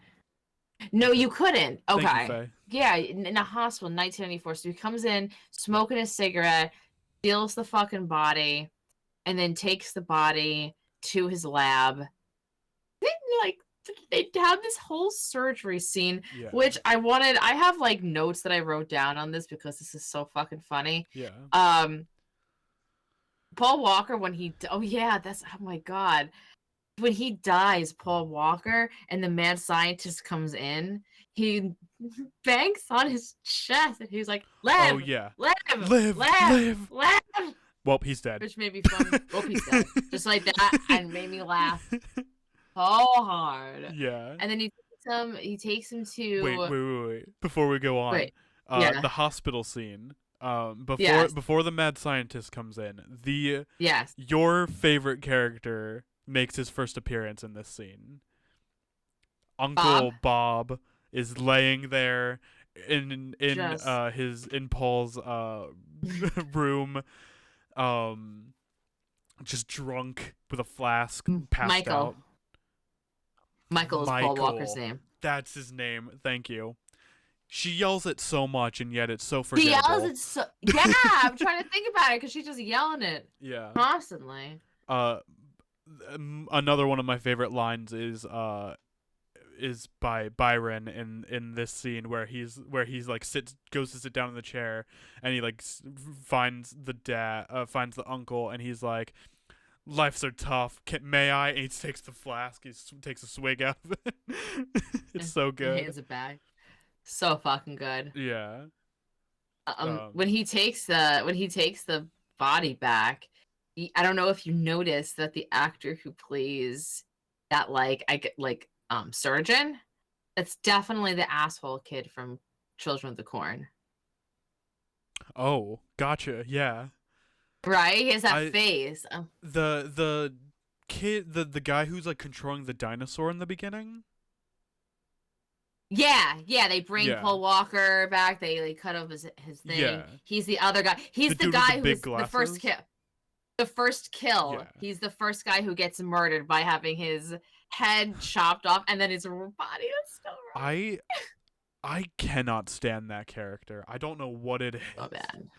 I hate him too. I was like, I don't like this guy. He's just so unlikable, you know? And that's probably why he got mauled first. Yeah, I would have killed him first. Like, oh yeah. The killing scenes are just impeccable. Yeah, they're amazing. The gore in this movie is awesome. It's everything I ever wanted. Yeah, I think I like it more because it's not realistic. Like, yes. like when he tears the kid's head off, like you see like his skin like stretch. Mm-hmm. It stretches like the teeth like pierced into his neck, and then like pulled it, shredded it. Yeah. It's badass. That was so awesome. And sometimes when like the dinosaur is running or like walking towards someone, it's kind of like a paper cutout silhouette. Yeah, it's like blue screened. It's blue screen, There's like yeah, that and it's scene so later where funny. Tammy's riding the T-Rex and it's off in the distance and it looks like an action figure like running. It looks like It's stop so motion. good. It's my And favorite thing. I yeah. loved that so much. George saw a little bit of it Mm-hmm. when I was watching it the first time. And I think that's what he saw, and he's just Yeah. like, "What the fuck is this?" And I'm like, "A fantastic movie." There's one death later in the movie that I'm not a fan of, but we'll get to that. Okay. So pretty much Michael's brain gets put into this dinosaur and he goes on a rampage. He kills Rampage. he kills the buff guy and the scientist dude, and he goes to. Does he go to the party first, or does he go to Tammy's house first? He goes to the party first, That's right, because and then Michael Tammy's was in Tammy's house when Mm-hmm. Billy came, and then that started the gotcha. Party So yeah, scene was amazing. that party scene has one of the deaths that I do not like. What is it? It's where Michael shows up and Billy's like sidekick dude, the like one that tries to go with him, like what? That death? The death The where sidekick? he like where Michael like scratches him. Yeah. Yeah. Cuz I don't like that death because it cuts up back to him and he's just holding his guts. Like Yeah. I feel like he should, because you can visibly see his hands holding his guts. He should not have been holding his guts there. It should have Oh just no, he should have fallen been out. dead. Like, yeah. Like, I mean, I get it. I get why he was holding it, because he was like, he probably like had to like, you know. But, I don't know. It just doesn't look right. Because like when he drops them, you can see like, they put something black under his shirt to blend in with like the background. They did. But it just didn't look right. I actually don't think that death looks like good in almost any movie because it's just very unrealistic of me to think that like you could be alive for so long after that happens to you. Yeah. Like your guts can fall out and you're just like there's tons of times you're like, oh, look at this, you know, like, and I'm like, no, you'd be on the ground dead. Yeah, I don't think they would be standing much longer, let alone alive. Like, if you had, like, a giant, like, scratch in you, I would have, like, fallen backwards, you know? Yeah. That would be more realistic. And you would have been hurt right away, and then you would have retaliated. Yeah. You would have jumped back. Oh, and for then, sure. Yeah, so if you jump back, then your entrails fall out. That's more believable. But, like, if you're just standing there holding them, like... I don't know. Like they're fucking, you know, confetti. Yeah. That party scene did have that I wrote down that fucking car scene, which made me laugh. That car scene was so dramatic. So fucking funny. What is he fucking? Oh yeah, he's having sex with a girl in the car, right? And she's underneath him, so she's looking up and she sees the T-Rex and starts screaming, but they're already kind of like so she was screaming. So she was screaming before, but for a different reason. Like yes. I was like sex screaming. But yeah, so she sees the dinosaur and she starts like panic screaming, and he's like, "Am I doing good? Am I doing good?" He goes, "I'm good, right? I'm good, right? Yeah. I'm good, right? I'm good, right?" He was like 4 fucking times, like looking at her like this, like, "I'm good, right?" And because she's screaming, and he's just like, "Let's fucking go." That was hilarious. They insinuated that she just got her leg bit off. Yeah, because she doesn't die, I don't think. I think she just gets taken out of the movie pretty much. Someone got pancaked. Yeah, I want to say that was...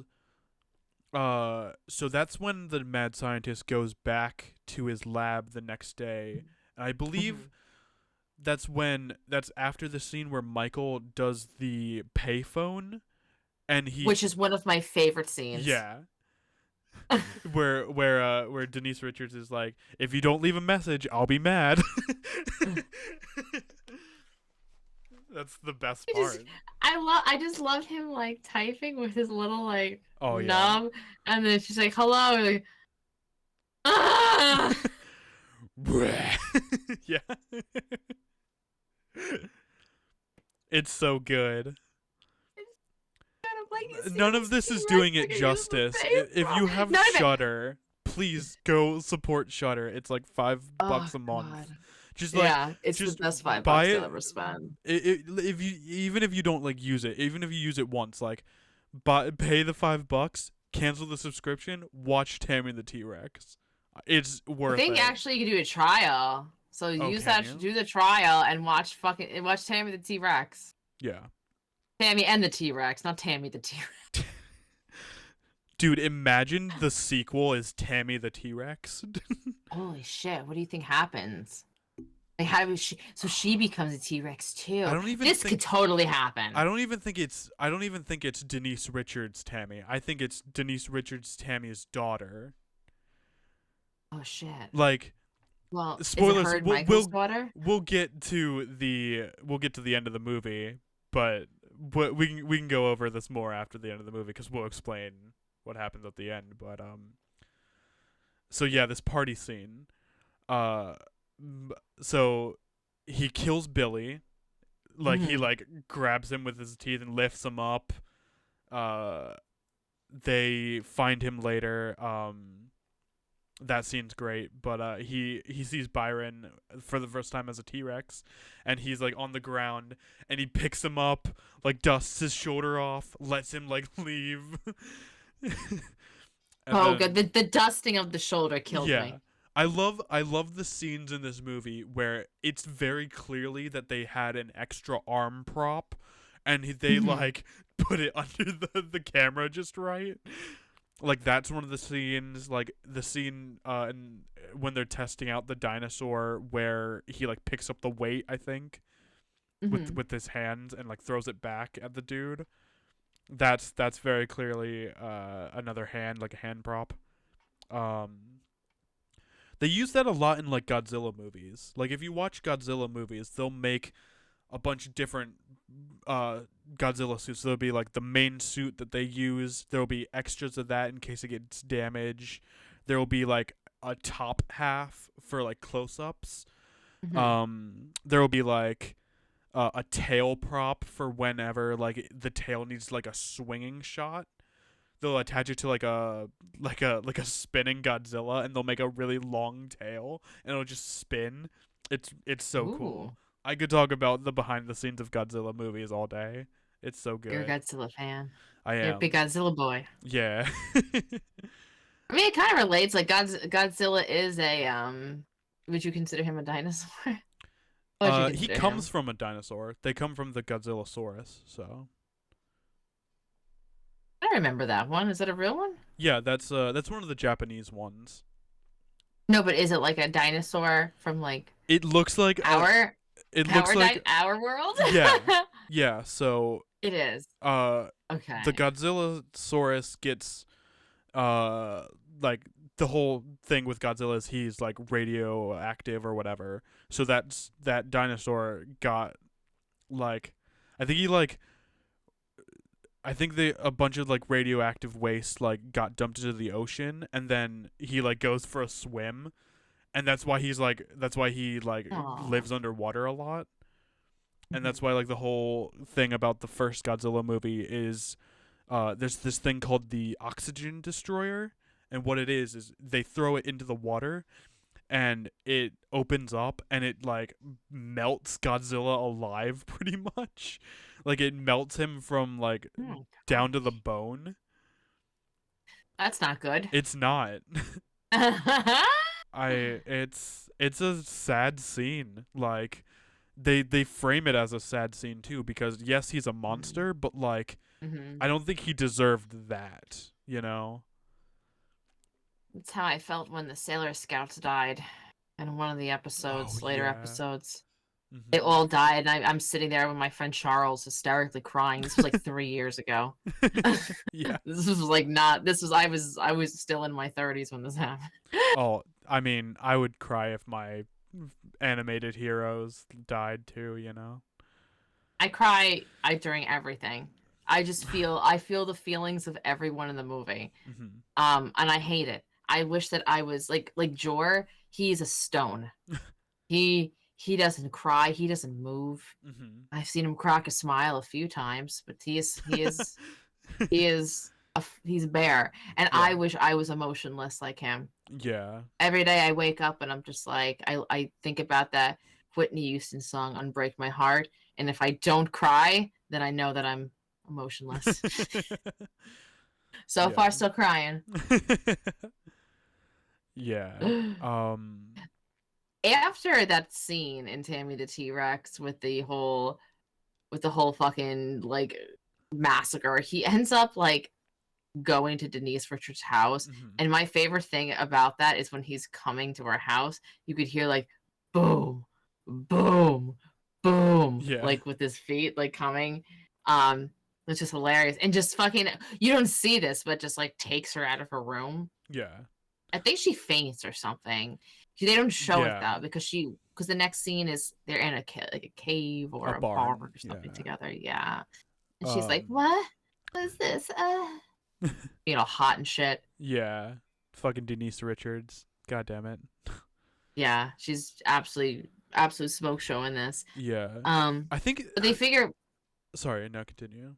no, but she figures out pretty quickly and very smartly. I was like, I would have never figured out Yeah. what he was trying to say to me. Yeah. That scene's adorable. I love that scene. It's He like really bites the cute. flower, except he bites it all the way off this time. Mm-hmm. Um. It was I really think nice. I think you can tell that this is one of Denise Richards' first movies because in the beginning, you can see like she's kind of like awkward. Like when she's like doing the dancing, she's kind of like awkward. Like she's like stares at the Mm-hmm. camera a few times. Uh, she doesn't quite get the emotional feel of being in a movie yet. Like some of her lines are delivered weird. She says her lines multiple times sometimes. Like she says Michael I love you a few times, like too many, you know? When he turned into the dinosaur and then she figured out he was a dinosaur and then they were with like Byron trying to like figure out how to like they went to the more they like did all that stuff after he became a dinosaur. I feel like her lines were weird, like Yeah. that like super weird delivery of like Michael, where are you? Yeah. Like that kind of like like all of a sudden it turned like that. It's like Michael, I love you. Like it's just I totally get that. And I don't Like I think felt the that's same way. and I don't think that's like I feel like that's expected because she's talking to an inanimate object. Like the dinosaur can't talk back, you know? we forget that sometimes. Yeah, it's hard talking to an inanimate object. Also, I just laugh because I'm like I feel like she loves Michael as a dinosaur Oh better yeah, than she's as here a for it. human. She's like, There's "Oh a yeah, you can stand line. up to Billy as a dinosaur for sure." Like There's a line that's delivered later by I think like one of the cops, and oh no, it wasn't. It was by the mad scientist, and he says, uh, they've I think something like, oh, she's already been with him, and then the girl's like, how can you tell? And then he goes, I could tell by the way she's walking, oh and yeah. I'm just like, oh man, she fucks the dinosaur because that was one of my questions I wrote down. I'm like, does she fuck the dinosaur? And then I rewatched and I'm like, oh, they're Yeah. insinuating that they did. Yeah. How does that work? Well, when you have a penis, Yeah. and you put it in a certain Wait. hole. But that's a dinosaur. Oh, brother. That's a dinosaur, brother. That's a dinosaur, dude. That penis is too big for humans, brother. Do we even know how big dinosaur penises are? You know who'd probably know the answer to this scientifically would be a Nerdopithecus, because he's an archaeologist. But Jor might know how big dinosaur penises are because he's pretty smart. Jor, can you tell me how big a dinosaur's penis is? Any dinosaur penis. Crimmy, can you tell? No. So we shouldn't Well, make. I tried. So I was, ladies and gentlemen, even if you are curious about this, do not look up the phrase "Mr. Hands." All right. Mr. Hands. Allie, do you know Mr. what Hands. Mr. Hands is? No, but I know who Mr. Hat is Don't look up from Mr. South Park. Hands. Mr. Hands Okay. is a. I probably shouldn't even talk about this. Is We've it a probably talked site? about this. No, it is a story. And this story ends very poorly. Is it Handsy? No, it's hoofy. As in, like, Like a animal. horse? Yeah. He says it's Huffy! He says it's Huffy! What could be so bad about animals and hooves? So, you know how you're insinuating that the dinosaur fucked Denise Richards and like behind the scenes?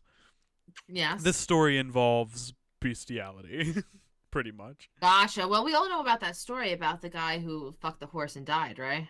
That's Mr. Hands. That's who that is? Mm-hmm. I know Mr. Hands. Well, spoilers, guys. No need to look it up now.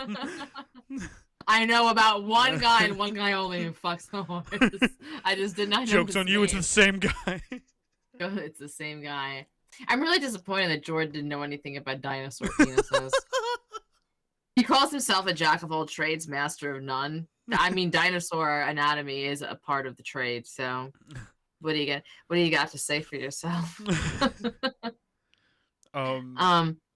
This love story is great. I hate the way the cops talk to Byron. Like, there's Dude. So Byron is a black gay male who is the best, one of the best characters in this movie. And his dad is he the chief of police or is he just the sheriff? He's like the head honcho, it seems like. Okay. I don't know which one. And like everyone gives him shit because he's black. Like it's very unfortunate, but his and deputies. Gay. No, I'm talking about the dad. I don't think the dad's gay. Oh.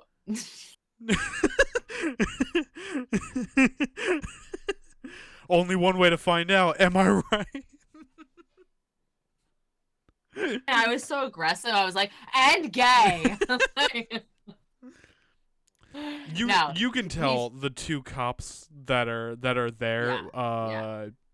I forget their names, but you can tell they've got something between them.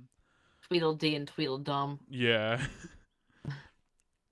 Like they hit black. on some of the teenagers and it's creepy. The girl with the one leg. The girl that's she's drinking so with the bartender. Like he's like, "Come with me, miss." Like the way he says it, and just like that shit-eating grin that he's got on his face. Yeah. Yeah. So they have a really good one-liner when it came to Byron. One of the cops said, if you I wrote it down, but I believe it was, hold on, I don't want to, it's so good. I don't want to not, oh yeah, he says, if you drop anything, don't bend over. Yeah. I was like, wow, that's so mean. Yeah, that would not if you fly drop today. anything, don't bend over. There's several times where they are just like there's a scene where they're calling Byron's dad and they're like, your and they start to say the F word and then they're like, oh, I mean your son is on the way to go see the dinosaur, you know. Yeah, one of my favorite exchange of words in this movie is there's a chase scene where the cops are chasing Byron, and he's like, "You stole the dinosaur," and Byron's like, "He's my friend. You can't have him." Yeah. Just the way I can't do his delivery, but his delivery of it is so good. That's because that's a Max fucking line. Yeah. You would 1000% say it. Like, he's my friend. I'm keeping him. Yeah. He's my friend and I love him. Yeah. It's such a Max thing. It's so precious. Yeah. I loved him. Byron. Yeah, Byron's like he's my personal favorite character. Like I love like the uncle and whatnot, but I feel like because we see him more, he's just he's diversity in one. He's black and gay. He's you like, always get. how could you want anything else honestly. Yeah. Like, He's so sassy. I love him. yeah. I love when there's like there's that like morgue scene where they're trying to find a body to take the brain out of the T-Rex and put into like another body. Yeah. And she like he like gets like the girl and she's like, no, I don't want a girl. And he's like, I don't want one either. Yeah. Or like when like he finds like the black guy and he's like, come on, Michael, you know you want to be a brother. Yeah.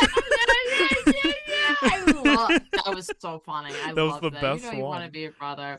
You know who I feel like this might be a little like pretentious, but I feel like Jor was meant to be a black guy. Oh I yeah. feel like, yeah, I just feel like he's got that energy, and I don't know anyone who's seen the movie Ray as many times as Jor has. Which Ray is not about the star. What's his name?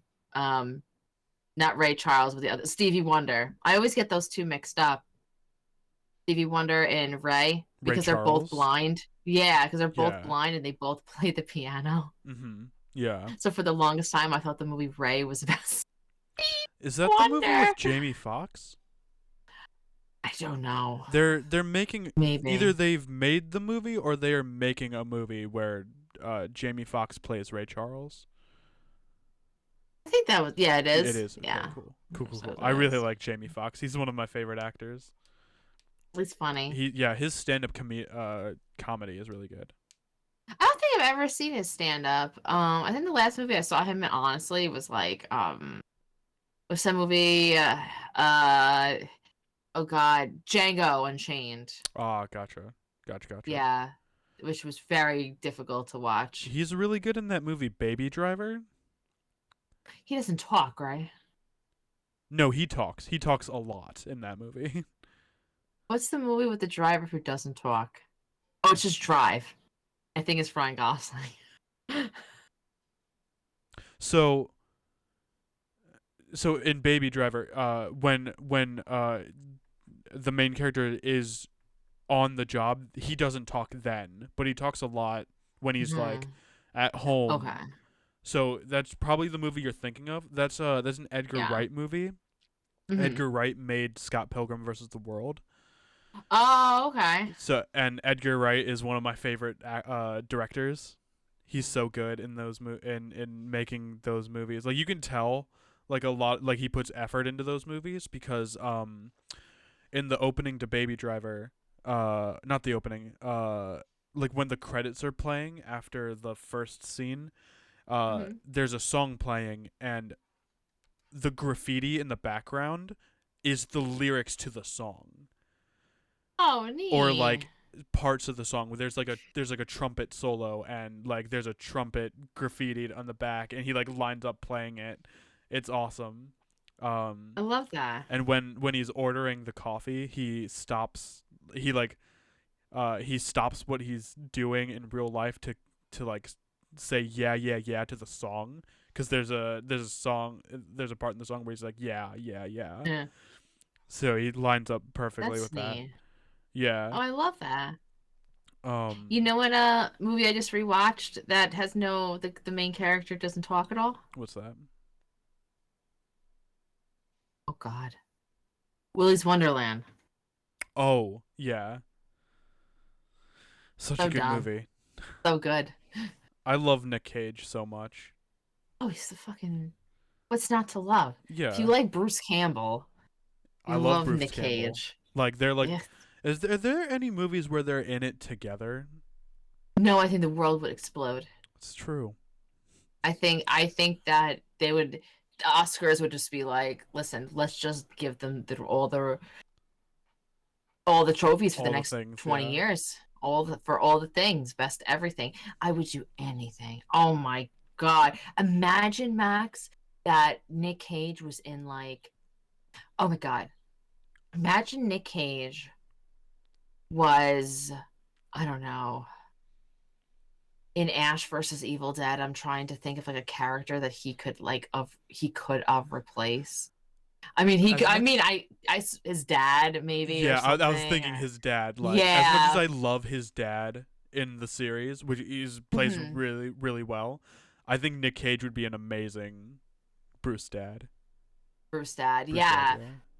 And like the because he's like that has that cockiness too, especially that scene where they like go out into like the ranch and they're like that club, and then they have the horse, the animatronic horse, and they're like going against each other, and the dad's trying to be all cocky and he grabs the woman. I'm like, Nick Cage could 100% play this. Except I don't know if Nick Cage looks older than Bruce Campbell. I'm gonna be honest with you. That's true. I think Bruce Campbell's a bit older, but they still look. They both of them look really good, I think. Yeah. I think And we Bruce always get to looks, see Nick Cage. I think Bruce looks amazing with gray hair. Oh my gosh! Like he was born and to be a silver fox. Like that's he's such a good silver fox, and I mean the amount of hair he has is a gift in its own. For sure, you know, for his age, like most guys are like bald at that point, and then he's got this like silver gray hair. I mean, I've never thought that, like, I think he's like attractive, like he's obviously like classically handsome, but I wouldn't say like, oh, who's my crush, like I want to like F him or anything, he's just like my idol. But I think that Ash versus Evil Dead Bruce Campbell, I think, is the best looking Bruce Campbell. Yeah, I would agree with that. I definitely think he looks great in that show. I think I've just watched Evil Dead 2 so much where I'm like, this is my man crush. Like, yeah, like 80s Bruce Campbell can get it. Like, oh yeah, he's like old man now. But if I was like, but I'm talking about 80s Bruce Campbell in Evil Dead 1, where they pan to him in the back of the car like for the first time, and he's just sitting there like this. Yeah, I'm like, oh my god, he's so handsome. And there's in the Evil Dead game, there's Evil Dead 1 Ash, Evil Dead 2 Dash. There's so many different Ashes, and they really, that Evil Dead 1 Ash, they really got his like handsomeness. Yeah, and I was really happy about that because he's so handsome in that first one. I really God, like I can never meet him. I really like that scene in the second movie where I think it's towards the end. It's where like his like one half of his like shirt gets ripped off, and you can see like some of his six pack and like some of his arm, or like and his entire arm, and it's just like it's like dirty, it's like muscly, it's like after he gets suited up with the chainsaw hand, I think. And that look is actually very iconic, and Bruce Campbell will actually point out that in cosplayers who cosplay that exact, the rip, the one arm sleeve. So I've seen him go like, it'll be like on the wrong side. Oh, and he'll be like, oh, you should, you know, he'll make a comment about it. That's like a very iconic outfit that you're pointing out, like just that specific, like one arm ripped off, little six pack showing. Yeah, and I think that's more classy than like just having the whole shirt be not there, you know? Because it's like, because it's like at that point it's just like, then it's just like you're an action hero now, but you're still grounded in like horror. As like covered up a little bit, you know. You want to see the bloody shirt, like you want to see all the rippy terries, you know. This is not like you said, action hero, or like we're not here to look at like this guy's bod, but we're looking at like what he's gone through. Yeah. You know, it's same thing with like women, or like you're gonna keep the shirt ripped, or you're gonna take the whole shirt off. Now we're changing the entire message of the scene, you know. So I'm glad that he keeps it on as well. I've never seen him with just like with no shirt on. I know about in Hercules because it's been a long time, but I don't remember him ever being like a shirtless guy. Right? I don't think so. Yeah. I think he's always been like muscly, but like I don't think he's ever like flaunted it like Arnold does. Like Arnold's like, I'm buff, like there's no hiding it. Like, but like Bruce Campbell's just like, I could be buff, I could not be. Like Bruce Campbell is such a normal person. Yeah.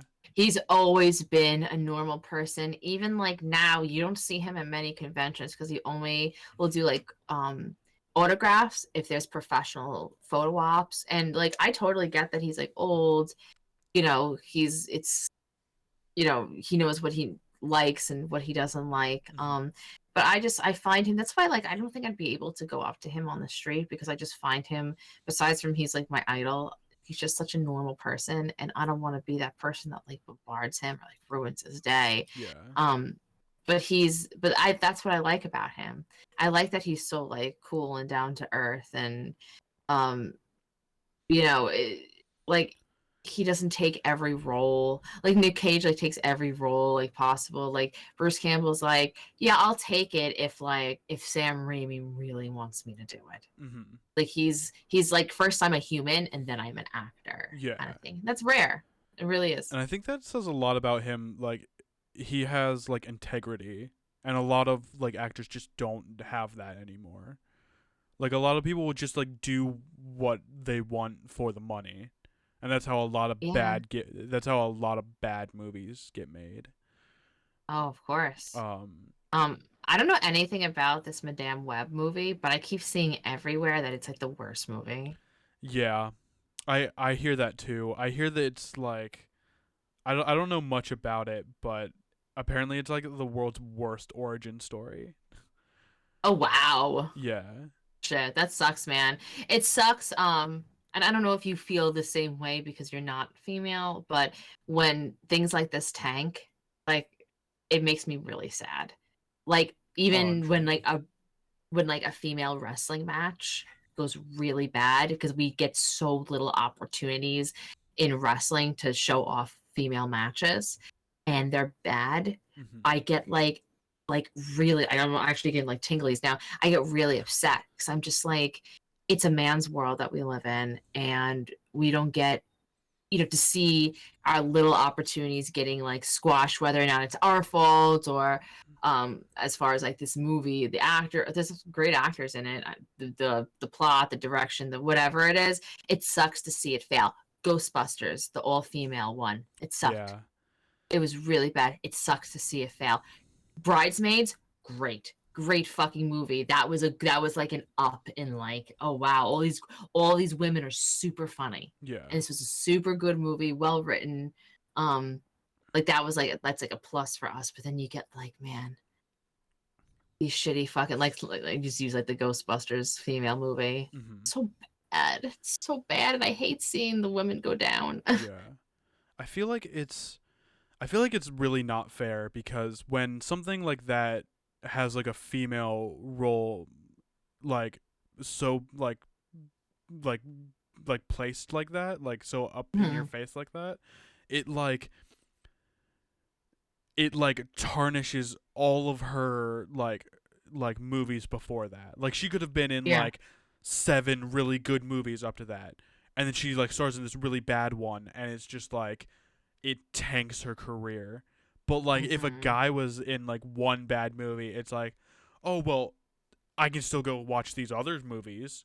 Whereas like this female's like, oh, I can't ever watch any of these movies again because she's in. It's just like, no, like that's not fair, you know. It's a male dominated industry and pretty much the world, but you know. You gotta swim a little hard, but you'll get there. You'll get there, yeah. Yeah.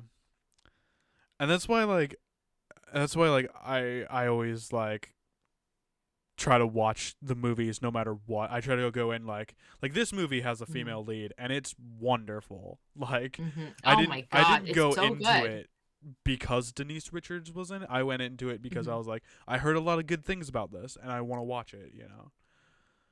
Like it's so charming. Yeah. Like I always try to go into things with like no expectations, you know. Like maybe the most is like, oh, I like this actor. This actor's in this movie. I'll watch the movie. But like I have favorite female actors and male actors, you know. Right, this movie is called A Piece of Wood. Why would I say it? It's starring Bruce Campbell. I'll be there opening night. Dude, Bruce Campbell could make A Piece of Wood sound and act amazing. I think A Piece of Wood would be the movie that Bruce Campbell would 100% star in. Oh, absolutely.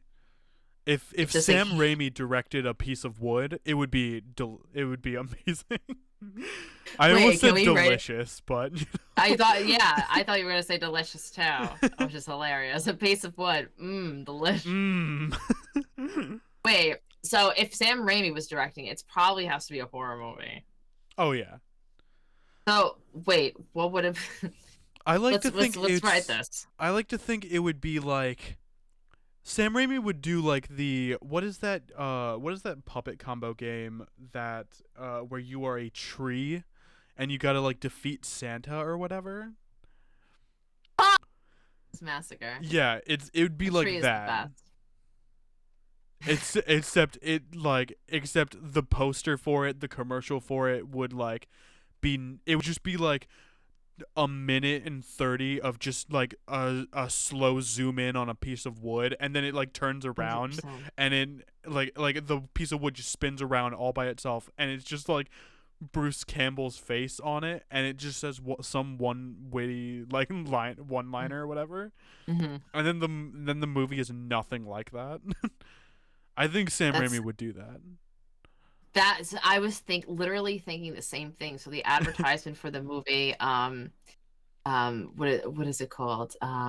They Came at Night. Mm-hmm. Is just a red door, and then the camera slowly like goes towards the red door. You have no other. It's nothing. And I imagine that same thing, like a fucking like piece of wood, and then like the camera slowly goes towards the piece of wood. Fucking turn around to Bruce Campbell, and he's just like, got a splinter, and then it just says like the date. Hail to the king, baby, and then just like it just cuts away. Yeah, dude. If Sam Raimi made the puppet combo game into a movie, I want Santa to be played by Ted Raimi. Oh my god! And I want him to just make like the best one-liners. Dude, Christmas Massacre made me like legit love the sound of killing, like the choppy Mm-hmm. is so satisfying. Mm-hmm. And it's like the kid. So Christmas Massacre is the kid ends up one night fucking going down and killing all the nuns and the kids at his school. And then they bring him right to jail, right? And then he goes crazy in jail. And then he doesn't escape, he gets released, right? Okay. He gets released because in his house, that's where the tree is. Mm-hmm. Larry. So Larry. So of course Larry. Of course that's his name. So who plays the tree and who plays Santa? So Ted is Santa. Okay. Bruce is Larry. Bruce. And this is okay. This is still called A Piece of Wood. Yeah. Or is this just this is the Christmas Massacre I feel movie. like it should be A Piece of Wood, A Christmas Massacre, or whatever. Perfect. A Christmas Massacre story. For a Piece of Wood, A Christmas Massacre. Yeah. Perfect. So he comes home. He's been in jail for 20 years. He fucking everything's decorated like Christmas because he's obsessed with Christmas. He goes to sleep. This is what happens in the game. He goes to sleep. He wakes up, goes downstairs for a glass of water, and then all of a sudden you hear like, "Hey over here, come over here for a second." It's like Bruce Campbell's voice.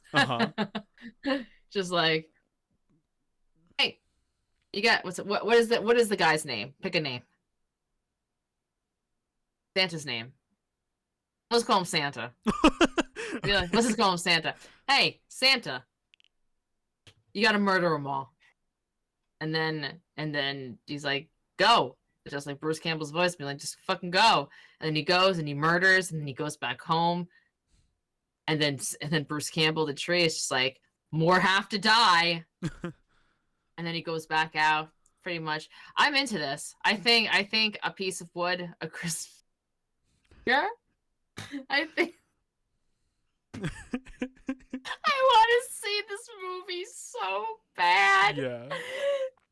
So bad. Fucking oh my god, Bruce Campbell's voice as the fucking Christmas tree would be Mhm. everything. And Ted Raimi would play a wonderful Santa. Oh, absolutely. Oh, it's Um, so good. I haven't Oh, played the game we were talking about yet, but I do plan to this year. Christmas Massacre? Yeah. Oh, you'll love it. I want it to be my first puppet combo game. You have not played a Papa Combo game. I haven't. Okay. Can I make a suggestion to you? Sure. By all means, play Christmas Massacre first. That's what you want. But there are two games that are very much go together. And I think that when you decide to play those games, you should play them back to back to have the best experience. Mm-hmm. And that is Murder House and Blood Wash. So Murder House. Should I play first? Murder House. Murder House first. Okay, got it. Murder House first, which is I believe, is their first game too. Mm-hmm. And then Blood Wash. They're similar, and you'll see why. Murder House, a little tiny bit difficult. Oh, Murder House, it'll default to tank controls. You could turn that off. Gotcha. I can't do tank controls. Sure. But that's really good, really funny story. And then Blood Wash is short, and it was like my top favorite game for a while. I love them. So those two play back to back. Nice. Yeah. When you decide to if you decide to play them. But Christmas Massacre is definitely super satisfying and very fun. I'm obsessed with that tree. Obsessed. It's Doofy fucking voice too. More must die. Yeah. More must die. Like, I love it. I feel like I'm still so new to the horror scene, you know? I feel like you've played like all the Emeka games, all the Puppet Combo games. I have. I think the reason I met you was what is the Puppet Combo game? Is it who's the guy? Is it Mr. Smiley? Yeah, it was we were at the hotel. Yeah. Mr. Smiley I think it was Mr. Smiley. He's the worst, but he's my favorite. He's a pervert. He's a piece of shit, but he is a piece of shit. That was I believe that was Deadly Night. That was Deadly Night. Gotcha. That Papa Combo game. Deadly Night is so hard. Yeah. That part at the beginning, what you saw, we met when I was playing the demo. Yeah. And the demo was just at the hotel, and then when you get stolen is where this demo ends. When you get stolen and you get put into this house or you have to escape, just kill me. IRL, just kill me. I can't do this. It's too much pressure. And because it's very like Hangry Heart to it, the pixels. Yeah. It's very pixelated, right? It's hard to see a lot of the things to pick up. But yeah, I think that was around the first time that we met. I remember you mentioning Mr. Smiley, because he's a piece of shit. Yeah. I think I didn't know that he was a pervert the first time. I think I just seen him. And I forgot what he said to you, but you made a face, and I made the face that I make constantly in chat. That face. Oh, that face, yeah. I love that face. That face is my favorite. I love it so much. My friend turned it into an emote for me. There is a game, a Papa Combo game. It's not one of their big ones. It's a small, short one, and it's called the Booty Creek Cheek Freak, and it's very short. It's not like a whole thing, but at the beginning you're on a picnic with this girl, right? And you go to she's like, go get condoms, and you go to the truck to get condoms. You come back and she's like lying on the picnic like blanket, and you're like, what do I do? And I like clicked on her, and her top came off, and I was like, Jesus. oh! Like, I get so like I like Twitch TOS. Twitch TOS. It's like pixelated boobies. It's like, what the fuck? I love that shit so much. It's so silly. That's what I feared the first time I played Tormented Souls, because there's that scene in the beginning where Caroline's titties are just out. Oh, I have not played Tormented It's Souls. good. Yeah. It's very difficult. Expect to die a lot, and when you die, you go back to the beginning unless you've saved. Yeah, no, that's not Yeah. my cup of tea. I will rage. I Yeah. will stray rage. I raged a The lot. fucking game. Did you Uh rage in Stray? I didn't play Stray, but I Oh, raged okay. in Tormented Souls. I think watching Crimmy play it, I definitely want to at least play it off stream because Tormented Souls. yeah, because I can play the first like 20-30 minutes pretty well. I can get to Mhm. like where I need to get back into the room and save. It's just Mhm. getting to where I have to save is the tough part. Yeah, that's what I hated about all those like Lost Alone, like Daniel Doesn't Matter games. They have it's not like an auto save or like you can just like go and like press like tab and save. You have to find items in order to save. So like in this new game that I was like Bloody Ink, you have to find like cassettes. Is it multiple And, or is it just one? like it's one and then you use it, and you have to find more in Oh, order you to have to save. find more. Like you have to See, find that's ink ribbons see essentially. that's garbage. You shouldn't It's have to garbage. find saves. Mm. I think I think you should be able to I don't think you should be able to save all the time. I think what newer Resident Evils do is have a typewriter like at every like at the start of every chapter and at the end of every chapter. I think Hmm. that is the best way to do saves. Absolutely. I Uh, hate not being able to find saves and having to keep track of saves.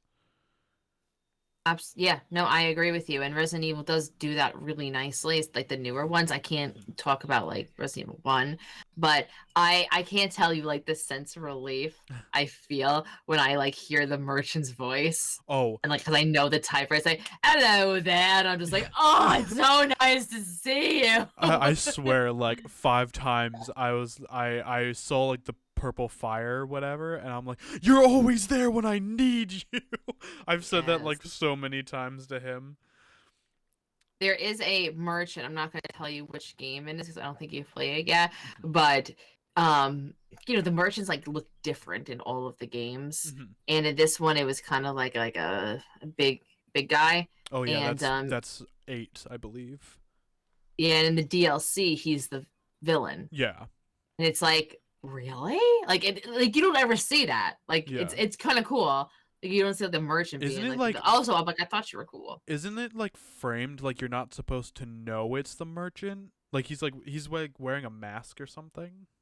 Oh no, it's like Well, you obviously it's him, but like I feel yeah. like the story is like made so that you're not supposed to guess that it's the merchant. Well, in Resident Evil, like in 8 the game, but in the DLC, it's like he's like, "Boo, I'm the bad guy," like right Oh, sure. away. Gotcha.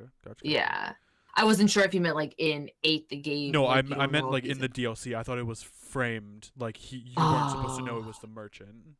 no, it's very much out Okay. there. Gotcha. Yeah. Gotcha. But I thought that was cool. I liked the DLC of 8. It's yeah 8. I didn't like the first half, but I really liked the second half. And like many people like shit on the DLC and they don't like it. It's just the movement of the person you're controlling is just a little bit weird, but like the second half of the DLC, and it's short, it's a DLC, is really fun. And it takes the aspects of some of the parts of 8 and put it in there, like dolls and shit like that, which makes like the creep factor like a lot, more up.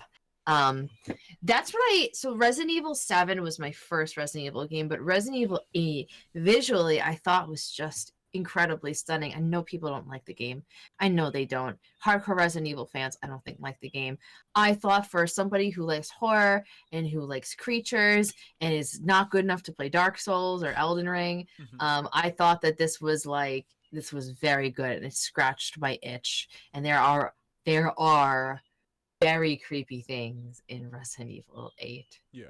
And 7's pure horror. I've only seen up till the Lady D fight in RE8. I haven't seen much more of that game, and like the beginning of the DLC, but that's about it.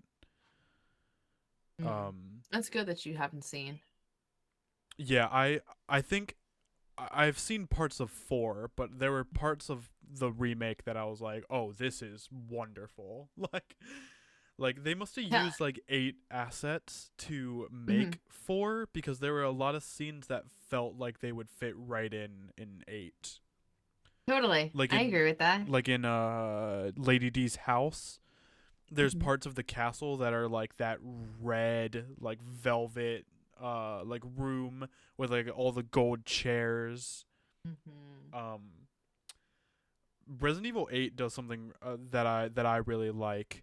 I was talking to Alpha about this. I think it's really scary when there's like say you're like in a medieval castle and it's Okay. like and you're in like I don't know, like 20, like say you're in like say it's like the early 2000s and you're in a medieval castle, right? Okay. Imagine going into it and everything is like shiny and clean, like it's been like used like recently. Like that's scary to me. Yeah, And like you don't expect it to be yeah, taken care of. yeah, like that's how I felt in like Resident Evil 8, like seeing it at least. And then like the opposite of that, like you like say you're like so like Dead Space, right? So like you're in Mm-hmm. like a spaceship and it is like dirty and like there's like wires falling out of the ceiling, like it's been like well used. Like that shit's terrifying too. Why is that terrifying? I don't know, it's just like it's the thought of like being in space and like being on something that being in the unknown, I guess. Like I feel like space is like scary on its own, but being in like a ship that could possibly have like things on it Oh, do like you in mean you Aliens. found a ship? Yeah, Oh, I okay. guess that's Yeah, what I more thought you meant what I like the mean. ship that you're on is dirty. I'm like, bitch, clean it. Bitch, clean. No, finding I guess that was poorly finding worded. a ship. Yeah. Finding a ship. Oh yeah. Like in Aliens when they find the xenomorph ship and there's like the jockey in the thing. Yeah. Hmm. No, that's very, very scary. Or like imagine going on like an alien planet Mhm. and finding that um there's like a frying pan with like a little bit of like egg residue on it. Mhm. Like the aliens like make their own breakfast. It's like those memes that I send you on Instagram. It's like sad fact about sharks. Sharks can't go sharks go ouch when they step on Legos or something like that. They can't drive a 1998 Mercedes Benz. Yeah, this ridiculous shit. It's like fun fact about aliens. They love eggs. Yeah. Just fucking Yeah. eggs everywhere. Um But no, space is scary in general. Space I assume you can't watch that movie Gravity, right? So, thank you for bringing that up. Um, can I watch that movie Gravity? I shouldn't. Did I? I did. Did I throw up? Absolutely. I guess that's more what I meant. Like I feel like that movie would Yeah, make you no, I should not absolutely watch sick. things like this. They make me sick. That I did see it though. Yeah, It that was a lot of scene floating. the scene that I think would make you sick was where she like flies off into space. Yeah. It's fine when she can see Earth. It's when you like fly into like the deep depths of space that's like, all right, The something is dark. wrong here. Have you The seen darkness of space. Have you seen Love, Death and Robots? I have seen the first 2 episodes of Love, Death, and Robots. It was Oh, so funny. there's a space episode. I don't know if it would make you motion sick, but There's the second episode's in space. is it the one where she throws her arm? And she like gets back to the ship. That doesn't sound No. familiar. No. That's in one of the later episodes. Fuck, I spoiled it for you. But there's It's okay. I don't remember anything. so there's one that's very similar to Gravity. She loses her arm and she throws it and it causes her to float back towards the ship. It's such a good episode. It's terrifying, but Space. I hate space. It's yeah. like, what do you like? Do you think about like what do you do? So, let's say you're in a spaceship, and then you're in an outfit. What are they called? Spacesuits. Spacesuit. Fair enough. You're in an outfit, top hat. Um, Monocle. and then something Swirling happens, mustache. monocle, and you just are floating forever. Yeah. How do you die? You think you die of oxygen, probably oxygen loss first, right? I think if there's, I mean, I could tell you how I would solve that problem. Just open up the mask. You take it off. Yeah, You just take it off, and you just die. you die right away. Yeah. You just die. Yeah. I Like would do the same thing. I Quick. wouldn't want to like spin endlessly through space. I'm sure at Oh some yeah, I'd point I rather would be dead. stop, but like Uh-huh. it would be way too far away for me to like put up with that shit.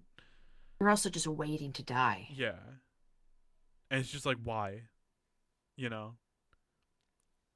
I would love to go up to into space just to like look around, but like not more than like 5 minutes. You know, 5 minutes. Do you want me to give you a telescope? Do you want me to send you a telescope? You can look around on space. No, I want to like actually go up in space for like 10 minutes, 5-10 minutes. Do you want to get into the outfit? I don't know. I just want to go up in a spaceship and come back down. That's really it. You know how they like I don't know when I say like you know how I don't know who they is, but I hear that like how do I say this without sounding stupid? Jor pretty much said that if there was a company, whatever it is, that was like, all right, our Earth is going to shit. We have found that we can survive on Mars by doing A, B, and C. We need 50 volunteers. Jor was like, I'm in. And I'm like, and I'm saying, I'm like, I'm not in. I'm like, you're 100%, this is a death wish. You're 100% going to die. He's just like, what does it matter? I'm just like, what do you mean, what does it fucking matter? Like, would you volunteer to start a population on Mars? Maybe not the first time. Like I wouldn't. People are gonna die. Like I wouldn't want to be the first trip up there. Like I would want like a few groups to go up there first, scout out, like start building first, and then if we're able to like stay up there, then we'll go up there.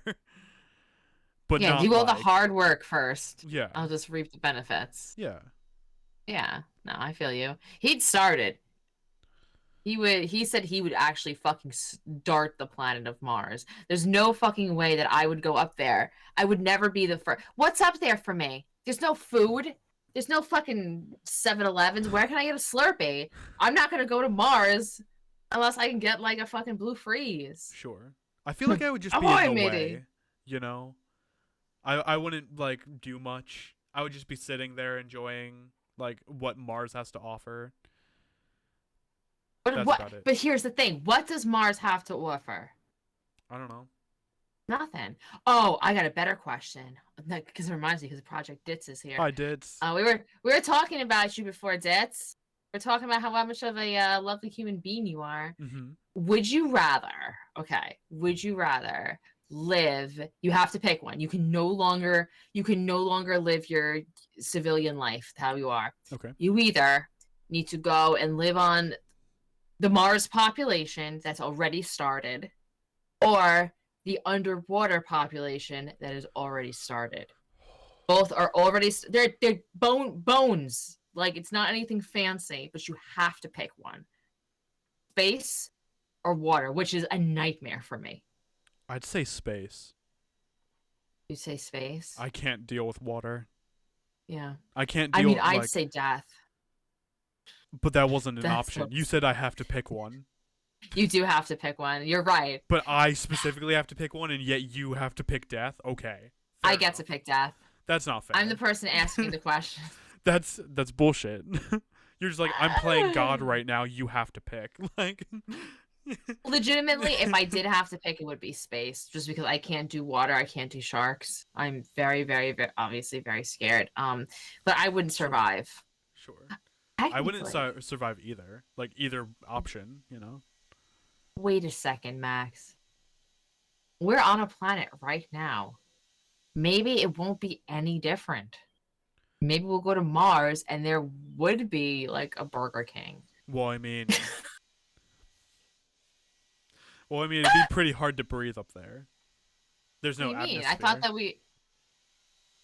that there was a Mars population. Well, I thought that the Mars was already established.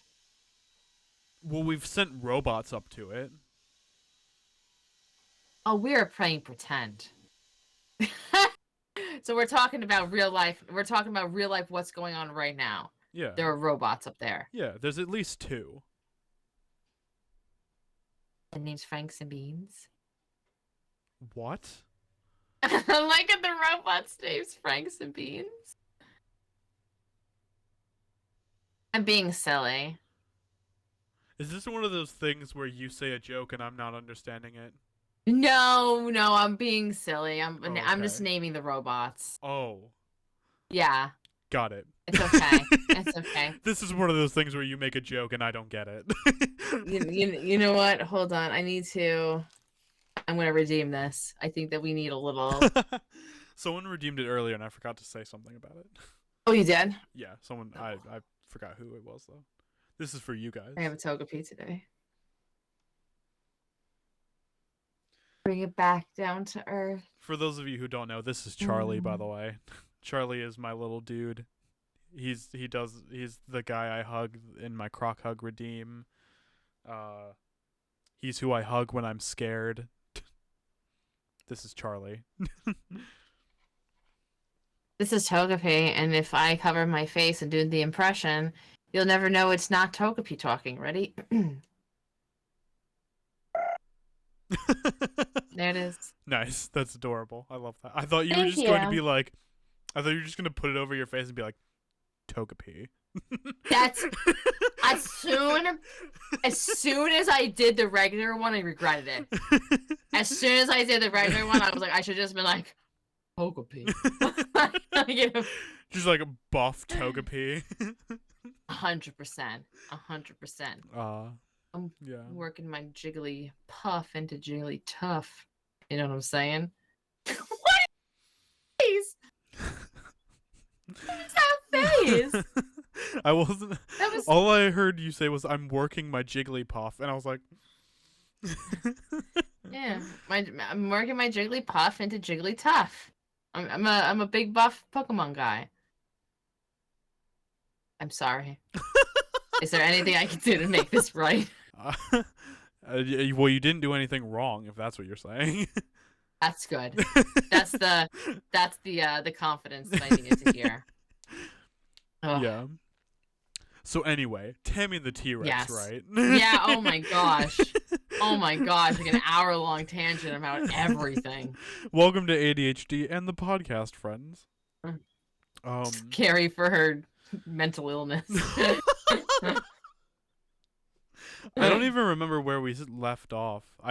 We left off with a car chase. Oh yeah. With Byron. Yeah. Be like, I love you. I love him. It's my best friend. Yeah. I love that there's that scene when they turn off the road and like Michael, like the whole bed of the truck falls off and Michael gets lost. But when they find him, he's just standing there like he's got like some like leaves in his mouth. He's like they just have to like brush it off. He's fine. Like I think he'll survive. I think that's the scene where he's like where she's like, "Oh my god, he's bleeding," and Byron's like, "He can't bleed. He's a machine." Yeah, he can't bleed. He's a machine. Yeah. Well, he cries too. And he was crying during his funeral scene. I hate like when they like put like liquids on that machine. It's so gross.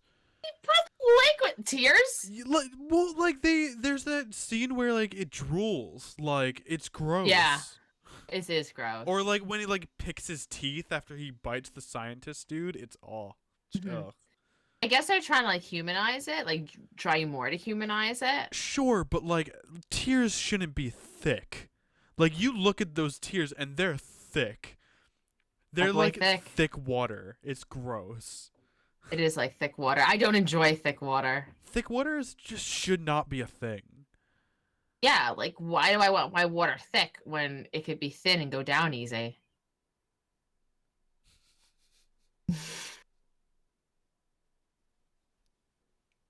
It was confirmed that Tammy and the T-Rex did bang. Speaking of going down easy.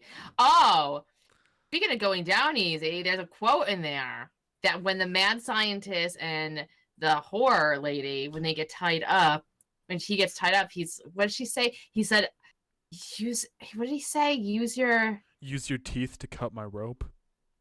And she goes down on him. No, it was like chew on my rope. I think it was like chew on my rope or something. Yeah, and then she's like, oh, like you naughty, like or whatever, and then she goes and then goes down on him. Yeah. Like, oh god. I like the slight sexualness, not like the in your faceness. Sure. I feel like this movie, like, this is one of those movies where they kept rolling and like whatever happened, and they'll cut most of it, you know? Like if a joke was too bad, they'll cut it. But if a joke like landed, it'll stay in the movie. How much fun do you think they had making this movie?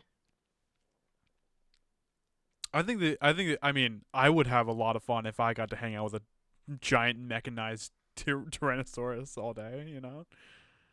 Would you want to be in the movie? Would you want to be the T-Rex, or would you want to be like the friend or like the love interest? Like, what would be more fun to you? I want to be Uncle Bob. I get to just sleep all day, drink alcohol, probably. I'd love to see you give us that funeral speech. I loved him. I loved him. I'm just sitting there like I actually break down in tears. Like, Michael was the best, man.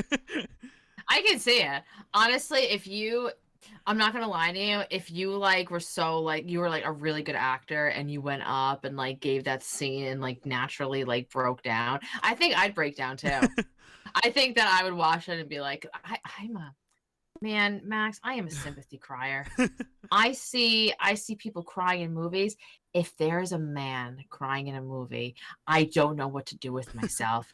Because to me, like, men don't cry. Like, they just they try to be so strong. They should. Men should cry. Yeah, cry more. For sure. Be emotional for sure. It's way more attractive than just being stoic.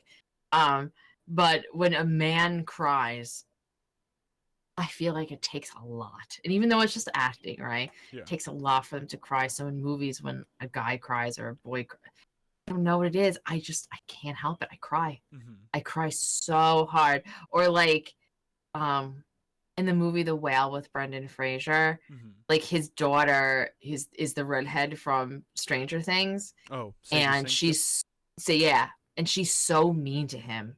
And he's just like, I just want the best for you. Never is mean to her back. Just like, I love you so much. And that too made me cry. Everything makes me cry. Wholesomeness makes me cry so much. Yeah. Wholesomeness, romance. That's why you hate me. You can't stand when I'm around. Every time you're around, I'm crying. You think I hate you, but really it's just like, you're the best. I don't think you hate me. Because if you hated me, you wouldn't be here. Like, you know. No, I definitely would not be here. Yeah. By the way, my favorite thing ever is when you post about the podcast, like we decide on the episode day, and then you put out your little like scare for pleasure, Saturday this day or Sunday this day, whatever. And then I write, I'll be there. And you always write under is like, I sure hope so. Yeah. It's now a tradition. Yeah. I've done it for like 6 months straight. Yeah. I don't know. It's just like, if you're not here, what's the point? You know? Yeah. I can't do this alone. Because then It'll be it's you just me and talking to myself, Charlie. I was about to say Nathaniel. You and Charlie. Charlie can't talk. Charlie's not funny. He just You gives good think Charlie hugs. can't talk? Oh shit. He does give good hugs. He's my Um, emotional support crocodile. Speaking of like animals talking and stuff, and Tammy the T-Rex and all that, all of it relates. I tried rewatching the Five Nights at Freddy's movie this week, and it's not that like I didn't hate it, but I rewatched it being like I know what it's the ending, I know what's going on, and I'm still like, fuck these plot holes. Yeah. Like these plot holes is what's making this movie not enjoyable. Can we take out the dreams about the brother? Because they never ever told us if like the brother is one of those animatronics. I feel like it didn't need to be there. Yeah. So Like, the brother gets taken by William Afton, but he's not one of the kids. The kids are representative of the animatronics. the brother gets taken by Matthew Lillard. Yeah. He's the guy in the car. You say? Yeah, who'd you William call Afton is. Oh, is that his name in the movie? Yeah, that is his real name in the movie. Oh, okay. William Afton is Springtrap. Springtrap is the giant golden bunny dude. At the end. Oh, you know lore. I do. Okay. Oh, this is exciting. Please continue. So this movie. I'm sorry. In the lore, William Afton is you knew him as the Golden Bunny. Yeah, he's Springtrap. He's Springtrap, but is he human, or he's human? Yes. He's not. He's in the animatronic suit. He is not the animatronic suit. Ooh. Okay. Go. So, William Afton in the games is Purple Guy because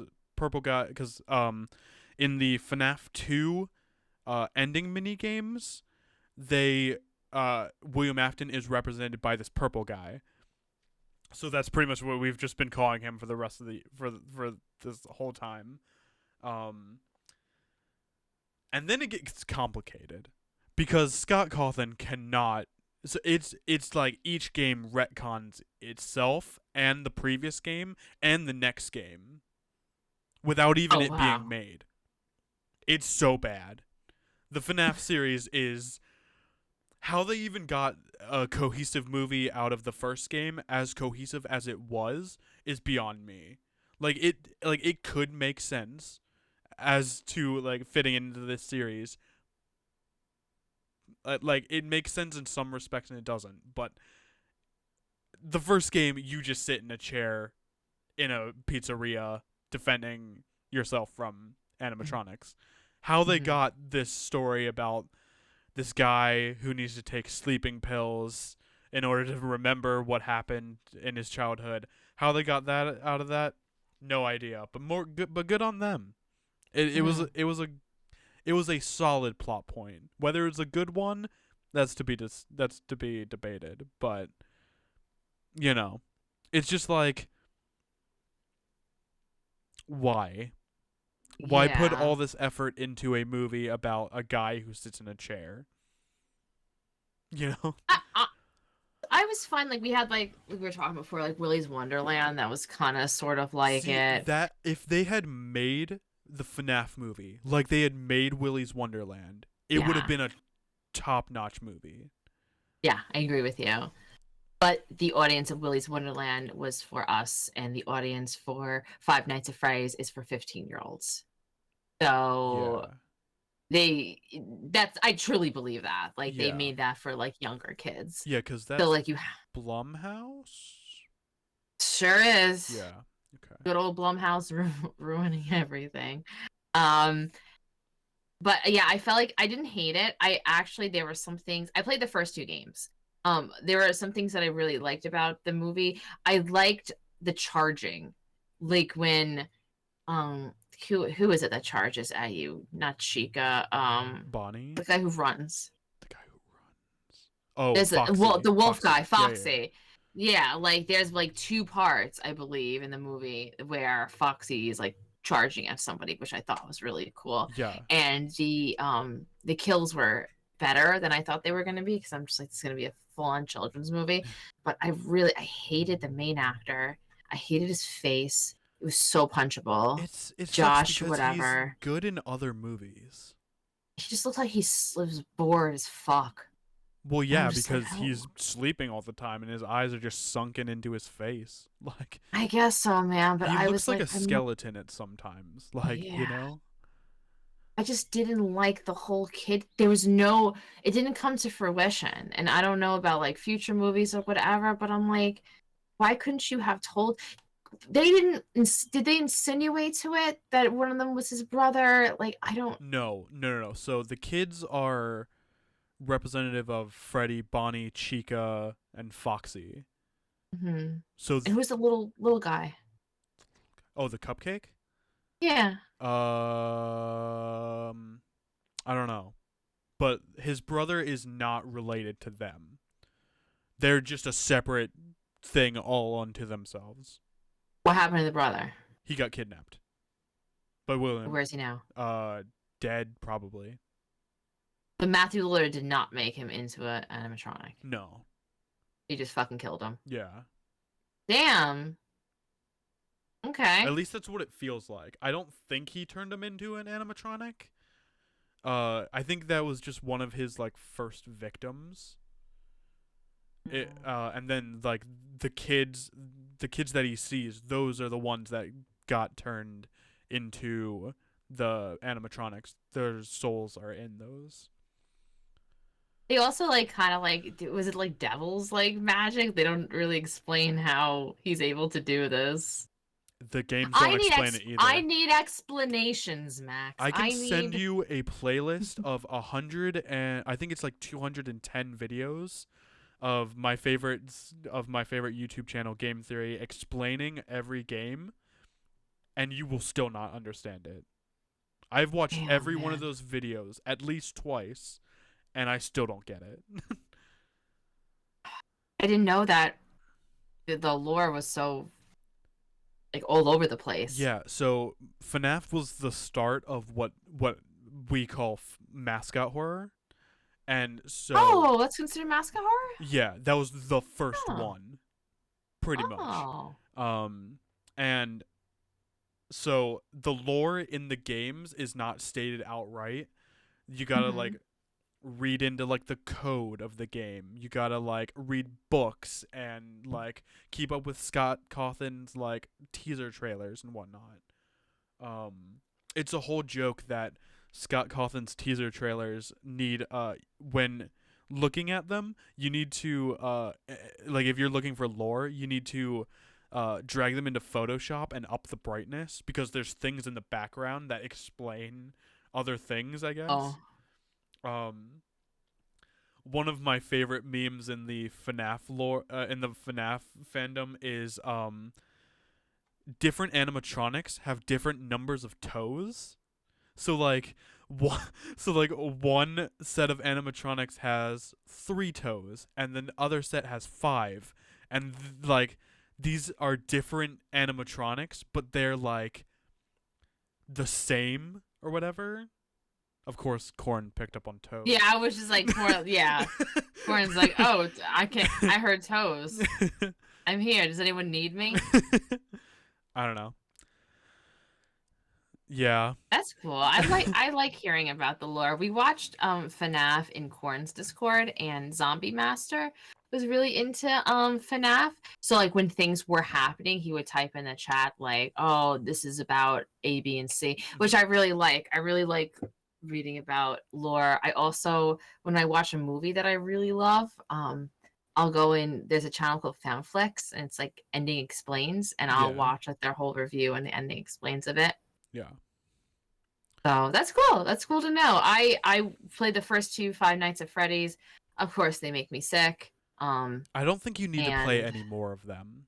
I don't think so either. I've seen like one where you leave or like going through or walking around. I'm like, I don't like that's a security breach. Security breach. That's the one I want to play specifically because it's the most like I'm used to like mascot horror games, like walking around and whatnot. Um, the only FNAF games I've played were 1, 2, and 3. And that's it. And they don't age well. They're not good games now. FNAF 1, 2, and 3. Yeah.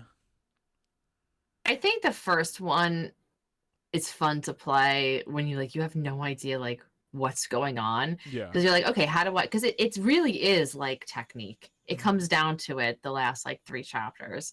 So like going into FNAF and not knowing like that you have to keep looking, close the door at certain points, turn off the lights at certain, and getting the surprise of like boogala boogala in your face Yeah.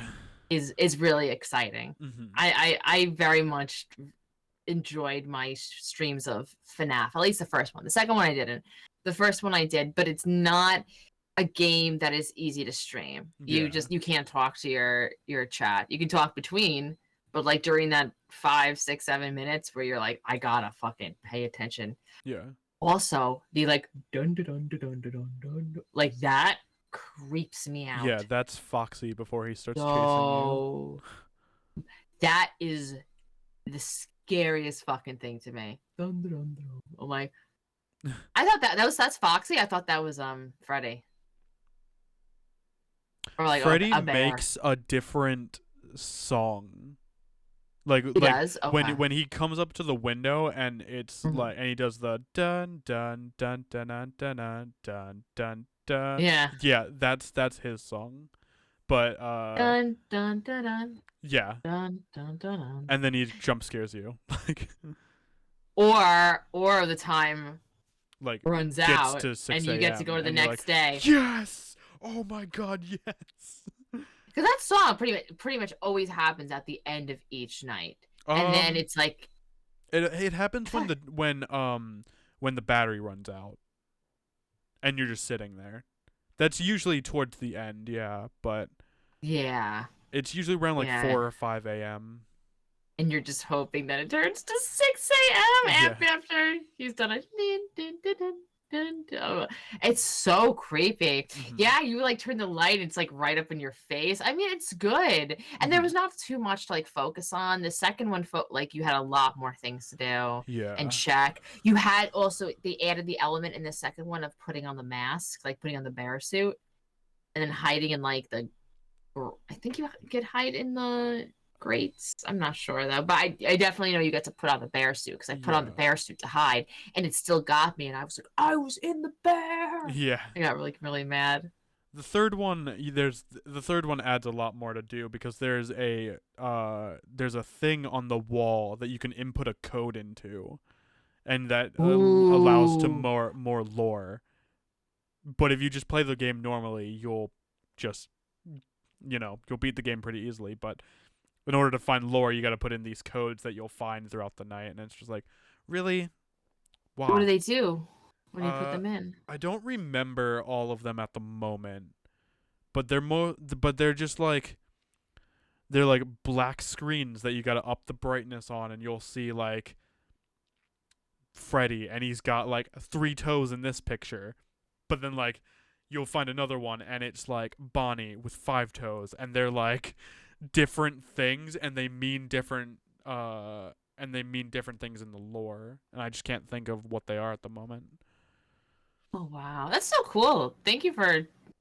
I really enjoy like lore and stuff like that. So like this is really cool to me. I do find, even though like Five Nights at Freddy's may be kind of like childish and whatever, I do find things like this very intriguing. The like childlike like horror. I don't know what it is, and like urban legends, things like that. They really freak me out.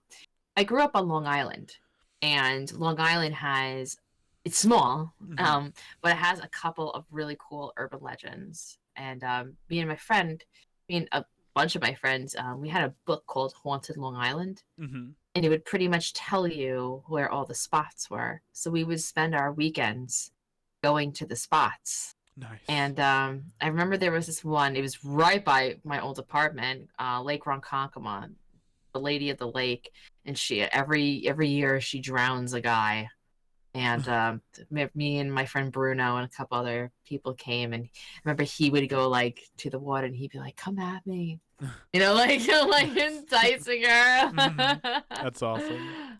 Yeah, it was fun. I love that stuff.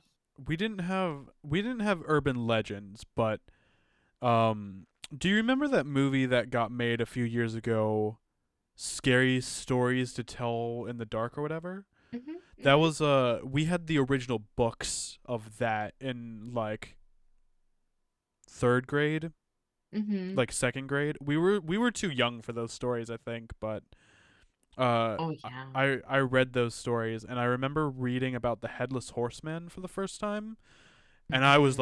I was hooked.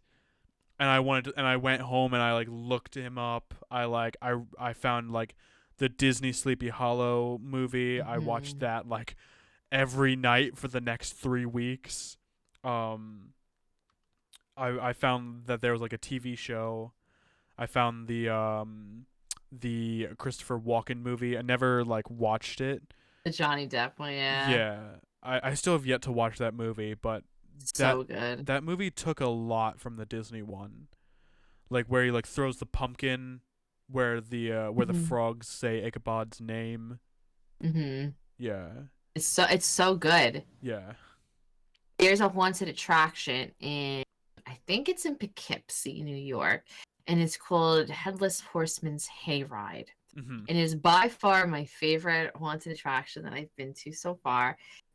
What you do is you get onto this hayride, and they built a town, like they built a Sleepy Hollow, Mhm. and you're essentially getting a tour. You're getting a tour Nice. through Sleepy Hollow. Everything's good and fine, and then all of a sudden the tour guide is like, "Oh, oh no, he's here!" Right? Uh-huh. And it's cool because it's a guy and a guy and a horse. The headless horseman starts chasing the car, but it's a real horse. Mhm. The guy, like, they made it really well. Like, they did it Nice. really well. And then when you get off it, you have, like, walk through attractions to go to, and like food and stuff like that. But that haunted hayride I thought was so fun. The fact that Mhm. they built an entire, like, Sleepy Hollow, like, set and did this tour that felt like a legitimate tour, and then chased us, and it was really neat. I Yeah. love it. I want to do one of those like walk through, like where you go like to a haunted house and there's like people that jump out at you, and I want to go to one of those cuz I think that would be cool. I went to one in Philly. It was there's a insane asylum, old sane asylum, Mm. that they made into a walkthrough. It's like the most famous one in Yeah. Philadelphia. And they, at the beginning, they ask you, do you want to be touched or not? Is that the one where they And put the goo on your face? That oh, was the goo weird. is That was a weird so, way to say that, but yeah. yeah, it was, no, but like it like stuck, especially when you have hair, like it just sticks to you. It's gross. But Yeah. me and Katie were the only ones in our group who were like, yeah, touch me. And it was way more fun because they would take you and they would like throw you in a ball pit. Mhm. And like, it was fun. Like, I got to go on slides That's awesome. pretty much. But I wouldn't do the ones where you have to like sign something and you have to take Oh your yeah. shoes off. Oh And yeah. there's some that you hear about that are like fucked up, Yeah. like insinuating like abortions, and like Oh yeah. they like horrible things. Uh speaking of that, I was talking to Kim the other night. Actually this was before the second time we played Outlast Trials together. Uh Hmm. there's that new map where you're like in like a sex factory or something. Oh, I haven't seen it yet. Apparently it's like really messed up. And she was like, "Hey, so I know what you're like." And I Uh-huh. and she was explaining it to me, and she was like, "Yeah, like even like Alpha like had to like step away for a minute." And I was like, "Oh, if he has to step away, I'm for sure going to like freak the fuck out about it." I want to see this. Oh my gosh. I I would wonder ask what it Kim about could it. be. Kim could Yeah, probably I wonder take you what it through could it. be. Uh, I want to like YouTube it. Like, yeah. it's the new map. It's one of the new maps. It happened when early access got taken off. Oh, oh. Okay, so I just haven't seen it yet. Okay. Sex map. Okay. I need I'll to definitely take a play look at that. through the rest of Outlast Trials because I played Outlast 2 a while ago, Hmm. and I wanna get all the Outlast lore. What did you think about 2? I like the story of it. Okay. I think the story is nice. I think it's a gorgeous game. Hmm. I think a lot of it is like really cool. Um I don't know. I think like I think there are some things that are like that don't make sense, but then when you like read into the lore of it, it makes a lot of sense. Have you played Outlast 2? Have not, but I have backseated Outlast 2. Katie played it, so I did watch her play it. So you know What are you those folks talking about? Outlast 2. Outlast 2, yeah. Um you know at the beginning of the game where you see like a bright light and like a deafening noise? That's Mm-hmm. the machine from Outlast 1. Like I think it's like going crazy or something. It's Oh. like that it has something to do with that machine. Like the events of Outlast 2 take place during Outlast 1, but you're on like a separate like Hmm. place. I forget where you are in Outlast 2, but you're in like some like fucked up village. There's like some priest guy like trying to spread the word of his own lord. Right. Um Always a priest. yeah.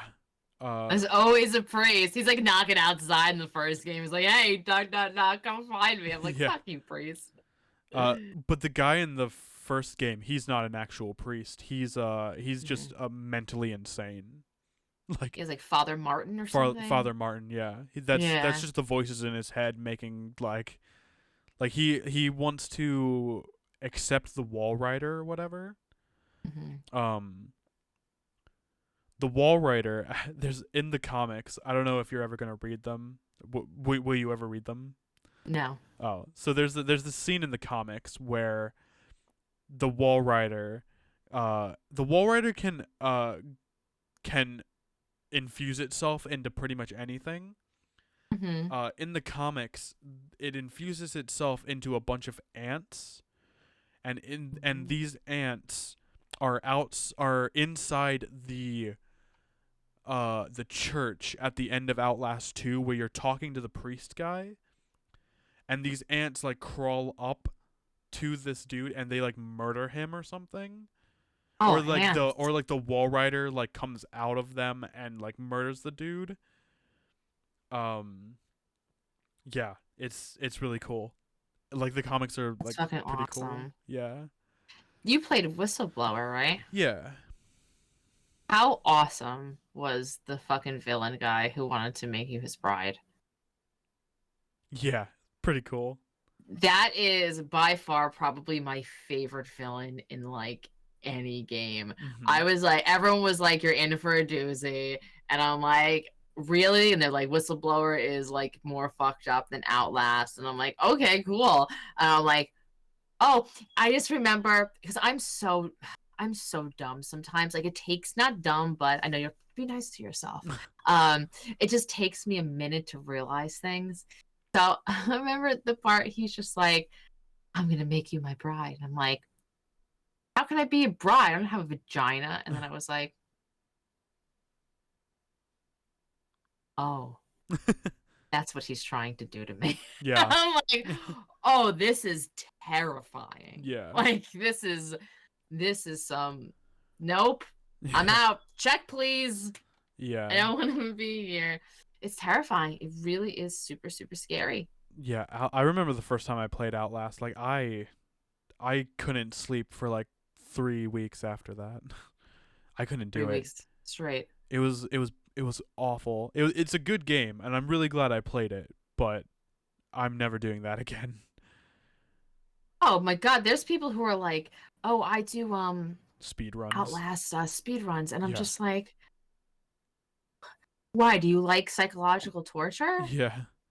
Like, oh my god. I guess maybe when you do it so many times, it's not bad anymore. But there are some like when you're Like when you're first like crawling through the books, and then the guy's like, "Get over here," and then you fall through Yeah, the Chris. the. Oh God, you're like, oh, it's so Chris, put me down. scary. Put me down. Yeah, the big muscly dude. His name is Chris. He's pretty cool. Is his name Chris? Yeah, Chris Walker. Is his actual name Chris Walker? Mm-hmm. Really? Yeah, it's explained in the comics. What do you know? What do you know about him? He used to be a security guard at the Murkoff Corporation. Mm-hmm. And then like, I forget what happened between when he was a security guard, and then he becomes the like big beefy dude. He like kills a few people. Something happens where like he like rips like a bunch of his face skin off. That's why he doesn't have like a nose, and that's why like up here is like all fucked up. Mm-hmm. And that's why he like breaks out of like some sort of prison. That's why he's got like chains around his wrists and whatnot. Oh, gee, he's so scary. Yeah. I think he's the scariest character besides from, Mr. Bride. Yeah. I don't like the doctor dude. The when you go up the dumbwaiter and then you go up and he pulls you out and like straps you to a chair, cuts your fingers off. But yes, he's an asshole too. Yeah. Yeah, they said it was like the fingies. It's fingies, keepy then tongue, right? It was like an order Oh, yeah, something like that. of how they cut off your organs. I'm like, oh God. Yeah. I like blacked out during that part. I don't know how I made it through that part because I just like ran. Like I don't remember doing that part through my stream. Like You're just like, I'm just gonna go forward and hope that I make it to the end. yeah, I literally just started running and whatever way I ran, I was just like I'm going to go that way until I can't anymore. I felt that was hard to do when it came to the outside part where you're like you see Father Martin outside and then you do the whole like lighting everything on fire, then you go outside and then you can't see shit. Yeah. And you're like, oh, and your battery definitely ran out. Yeah. I really I really liked the part where you lose the camera. That part was like scary, like Yeah. I was like, what do you mean? I need my camera. How am I yeah. gonna make it through this game? And I like that there's a visible crack on it for the rest of the game. I think that adds a lot of character to it. That game is just too good. Yeah. Like it's 10 years old, 11 this year. Yeah. And it's got to be one of the scariest games I've ever played. Yeah. And well done. And the music's so good. The sounds are so good. It's graphically really nice. Like, do you think they'll ever do like a remaster of Outlast? I don't think they need to. They don't. I mean, if I think if they were going to, I think it would be a welcomed like thing. If they were going to remake it, I think they should. I don't think they should just remaster it. I think if they're going to remake it, they should add things to it. Like add more to it. Not like take anything out or anything. What about like making it with Unreal Engine? And make it more like real, because it feels so real already. Yeah. And that game came out on the Xbox, like the Xbox 360. And even then, like that, even on like the Xbox 360, on like a, you said it was 10 years old. 11 at this point. Yeah. 11. Yeah, like on like a 2013 flat screen TV, like that quality. It looks really good on like a PC. It looked pretty great on like that on like a TV too. I'm sure that was like the first of like this is something. Yeah. I imagine it's coming out and being like this is something great. I feel like it's that same feeling as like when Heavy Rain came out. It was kind of that first of like decision making character game. Sean. Yeah. I hear that was a big deal too when that first hit like the systems and stuff. So I unfortunately I liked Heavy Rain. But that was the last one I played. and it Gotcha. was the shittiest. Like it was like not shittiest, but quality wise, because it came out first. Mm-hmm. So I enjoyed it, but I should have known I was getting myself into something janky as fuck. Yeah. You know, honestly, now that you say that, an Outlast like remake where it's like higher quality, like definitely an Unreal Engine, I think that would be awesome. Yeah. Yeah, because they use the Unity engine, right? I I'm think. not sure which engine they used. Okay. I don't think it was Unreal though, but it was good. Or it might not be like the most recent Unreal Engine if they do. Like it was definitely like the Unreal Engine of the time. Yeah, like I think now we have Unreal Engine 5, I 5, think it's yeah. called. Yeah, so it could be Unreal Engine 1. Mm-hmm. Yeah, At that cause point, it's just Unreal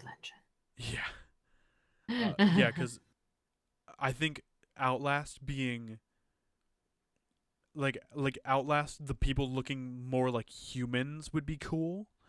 hmm Um, I think the green effect on the camera would be a little more scary if there was also like I think if they're going to remake it, they shouldn't make the night vision green. They should make it gray. I think it having it be like white and Ooh. gray. I think that would be terrifying. But I think the green is iconic. Oh yeah, for sure. I think the You green know, is. I I think the green makes sense. You know. like Don't Scream is gray. Like a lot of those Mm. games that are like camcorder are gray. I think what makes the color scheme of Outlast is so recognizable with that green. Mm-hmm. Um, that I'd almost like if they had to like if they were gonna like remaster everything or like do a redo of Outlast, I would want that green there. I I feel guess like so. that green, even a movie, if they made a movie like an Outlast movie, which would be Mm. fucking awesome, having the green. Having like I that like I green tint of like the yeah. Matrix and all that. Yeah, Yeah, yeah, yeah, yeah. That would be that'd so be fucking cool. awesome.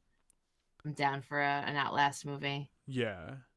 I think it would be cool if they were to do an Outlast movie and like every now and then they do a scene where it's first person and you're like running through as the character. I think that would be cool. That would be so fucking cool. Don't I hope Blumhouse is not listening I because sure hope so too. I don't want to. I hope like Ari Aster or like someone. Yo, Ted Raimi. Ted Sam Raimi Raimi, needs to Ted make it. Raimi, Ted Raimi too. Sam Yeah. Raimi, Any Raimi, Any any of the Raimi. Raimis, Can you yeah. please? And can any of the Raimis? Can you listen to me? Um, we're getting towards the end, Max. Yeah. Can I plug my birthday stream next week? You can indeed. Thanks. Um, so on Friday it's my actual birthday, May 3rd, and I'm going to be playing probably around like 12:30 EST. I'm going to be playing Detroit Become Human, and I'm doing a full villain run. So I'm making like really bad decisions, and I'm very curious as to as to like there's this one part in the beginning as when you play as Clara and the dad of Alice goes to like I don't know, beat the shit out of her, and you have to make the decision to stay or help. And of course, like the first time I did help, and I'm like, if you stay, does Alice just like get the shit beat out of her? Does she die? So I'm like so curious to see. So because that's how I'm gonna play it. I'm gonna make shitty decisions. I also have a full like horror cosplay and a thingy for my head. And I have 8 games to give away. So every Nice. time a major character dies, we're going to be giving away a game. And the games are really good, like Demonologist, My Friendly Neighborhood, Quarry, a lot of really good titles. Yeah. So I'm going to be doing that. It's going to be Friday all day. And I'm eating carbs. I'm going to go to Duck Donuts. I'm going to get like 12 donuts. And I'm going to eat them all day long. I'm going to eat them as I pass my gym. I'm going to be like... Yeah, I know you and me have been talking about we're going to do some collab streams in the in the future. You and me are going to me and a few other people are going to do Wolfpack the Quarry mode. I'm excited. I'm so very excited. That's going to be sometime in June. June, yeah. We're going to have so much fun, Max. Yeah. And then another thing I'm really excited about is a lot of people have been asking specifically you and me as to when we're going to play Little Nightmares 3 together. Mm-hmm. That's That'll definitely happen in the as soon works. as the game comes out. Yeah. Listen, it's done. We've We heard just need it. the game to come out. Yeah, we've talked about it. Don't worry. Yeah, That's gonna because be. We're just gonna be laughing the whole time. for sure. Like, Oh, it's gonna be so fun. yeah. I I love cannot Little wait. Nightmares so much, dude. The DLC Yeah. for Little Nightmares is really good too. So I only played the first one when I first started gaming, Hmm. and I didn't know how to play games, Hmm. and I would the the like foreground and the background messed with me, so Yeah. I would like do and then jump off thinking I'm jumping on something, and I'd go down, and I Hmm. think I'm being gaslit by all these fucking platforms, and I'm just like, it's my favorite was my first clip ever, and it was me doing exactly that, Hmm. and I was like, is the box made of air? Is the box made of air? Because I just kept falling down it because I just Yeah. didn't understand why I can't go on this server. Yeah. It took a lot of it took a lot for me to get used to. I played on keyboard too, so the grabbing Man. thing was I had to click, and I was like, oh, okay, Mhm. I get this now. You know. Is your super move with the flashlight? Yeah, I plugged my controller in for that one. Nice. I was like, this section sucks. I'm gonna try something, and I plugged my controller in, and I was like, wait a minute, I have a joystick now. I can just do this. And I was like, no way, no way, and I did that. It was one of my favorite clips. That's one of mine too. I'm just like, look at Yeah, this technique. I I love didn't it think so it was gonna much. work, but then it did, and Eh, I was like, fuck, dude, like I know what I'm now doing we for the know. rest of the for the rest of the game. Exactly. Now we know what to do if we ever get stuck in that situation. Yeah. So what we're talking about is there's a scene in Little Nightmares 2 where you're in the hospital and you got to use your flashlight to shine on these mannequin looking things. And there's just a giant room where you just got to book it and spin around in a circle with your flashlight on, and you just got to make it to the end. It's so good. It's so good. It's so good. You're just like, it's working. Oh my god. Yeah, So I good. was so proud of myself. And Crims was there too. Crims saw it all. She's like, oh, nice, My son. my son. Yeah, My boy. yeah. I highly recommend Little Nightmares. If you play them again, let me know. I will help you through them. I recommend Big Dreams. Fair. that's that's a happy first person game, not a side scrolling That's, nightmare game. yep, yep, yep. I Yeah. love it. Um, Little Nightmares is one of those games where the lore of it, you play Little Nightmares 2 before you play Little Nightmares 1. There's a mobile game called Very Little Nightmares. That's the first game. You play Little Nightmares 2, the DLC to Little Nightmares 1, and then Little Nightmares 1. And I'm just like, what the heck? Like, this makes no How sense. many nightmares are there? There's about to be 3. I'm so excited for the third one. I can't wait to play it with you. Yeah, for sure. Yay. Yay. We should probably talk about the end of Tammy and the T-Rex before we leave. Okay. So they shoot the dinosaur in the barn, and Tammy's like, "No, Michael, God, no, I love you. Oh God." And so then it does this match Very cut. accurate, by the way. Yeah. That's pretty much it. Yeah. And then it does this match cut where it cuts to Denise Richards coming home, and she's got this giant smile on her face. Her parents are like, she shouldn't be as happy as she is after what happened. And she goes up into her room, and Oh on this my wall, god. do you want to tell them? So so it's like they saved his brain. And right, and he's like, "Oh, you kept me waiting," or whatever. And then she like puts on this like sexy outfit, right? And like just starts doing this like strip tease for this brain that's in like this like solution, right? Yeah.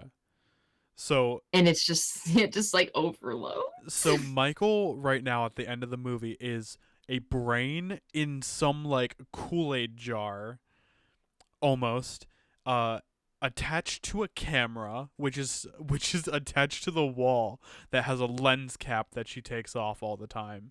And I assume she's got like some speakers attached to it or something, Mm-hmm. cuz there's no way a camera could just talk to her. Like actually that would be the most believable thing in this movie. Just the camera Right. talking to her. Like and that says a lot. Um yeah. Denise Richards at the end. They knew what they were doing with that part, you know? And then, yeah, like it just overloads and explodes his brain. And when she gets into the room, she pours like whiskey or bourbon into a cup, cheers the camera, and then pours the whiskey or bourbon onto the brain. Mm-hmm. Yeah. And she's like, "You're God, it's still so fucking. adjusting, Michael. Only one cup." What a fucking end. I love it. Yeah. So He yes, just if like, this doesn't sell Shudder to you, I don't know what yeah. will. Tammy and the T-Rex, man. It is just, it's so fun. And it's short. Yeah. It's a short, fun hour Hour and a and a half half. Yep. movie.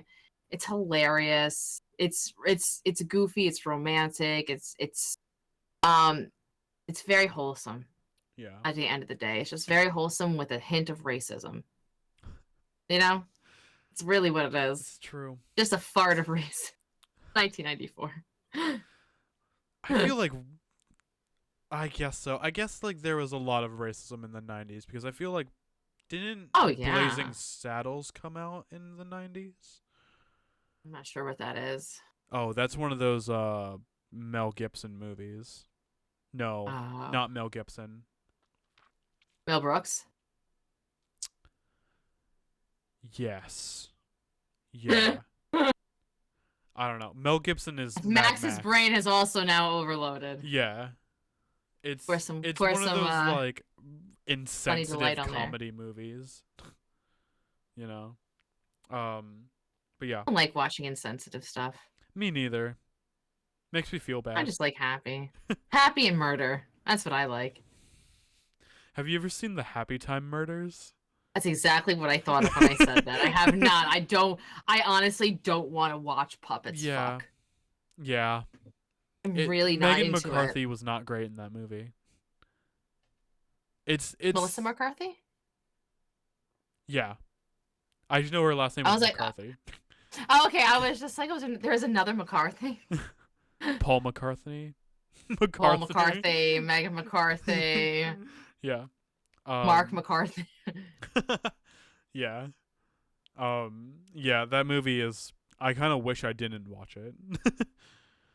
I was just bored one day and it was on Netflix, so That's how I felt about Sausage Party.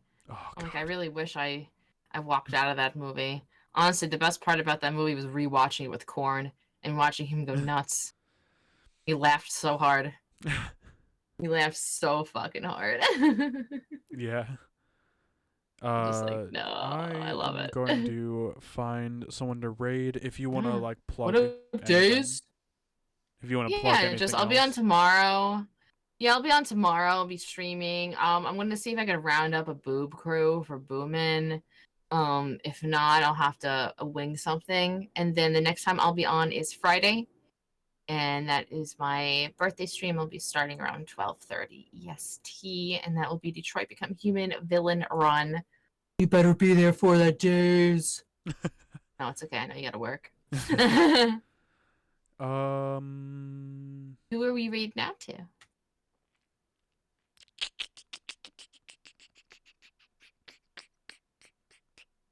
Everyone's on.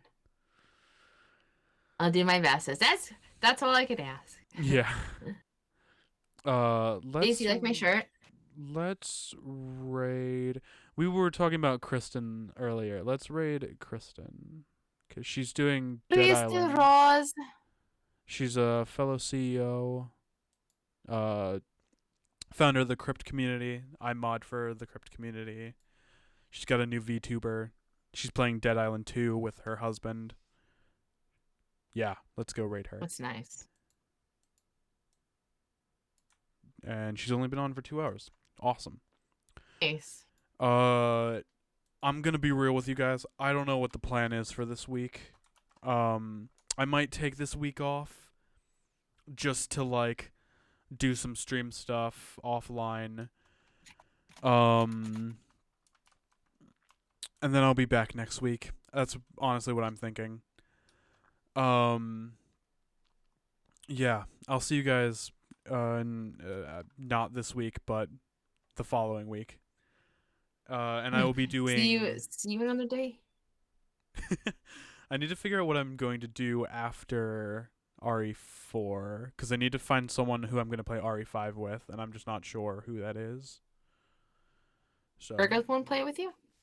I haven't asked her yet, but I've already asked a few people, and I need to double check with them first. So yeah. Nice. Anyway, you can find us on YouTube and Spotify at Scary for Pleasure. That's where I will be posting this when we're done. Yeah. I'll see you guys later. Bye. Bye.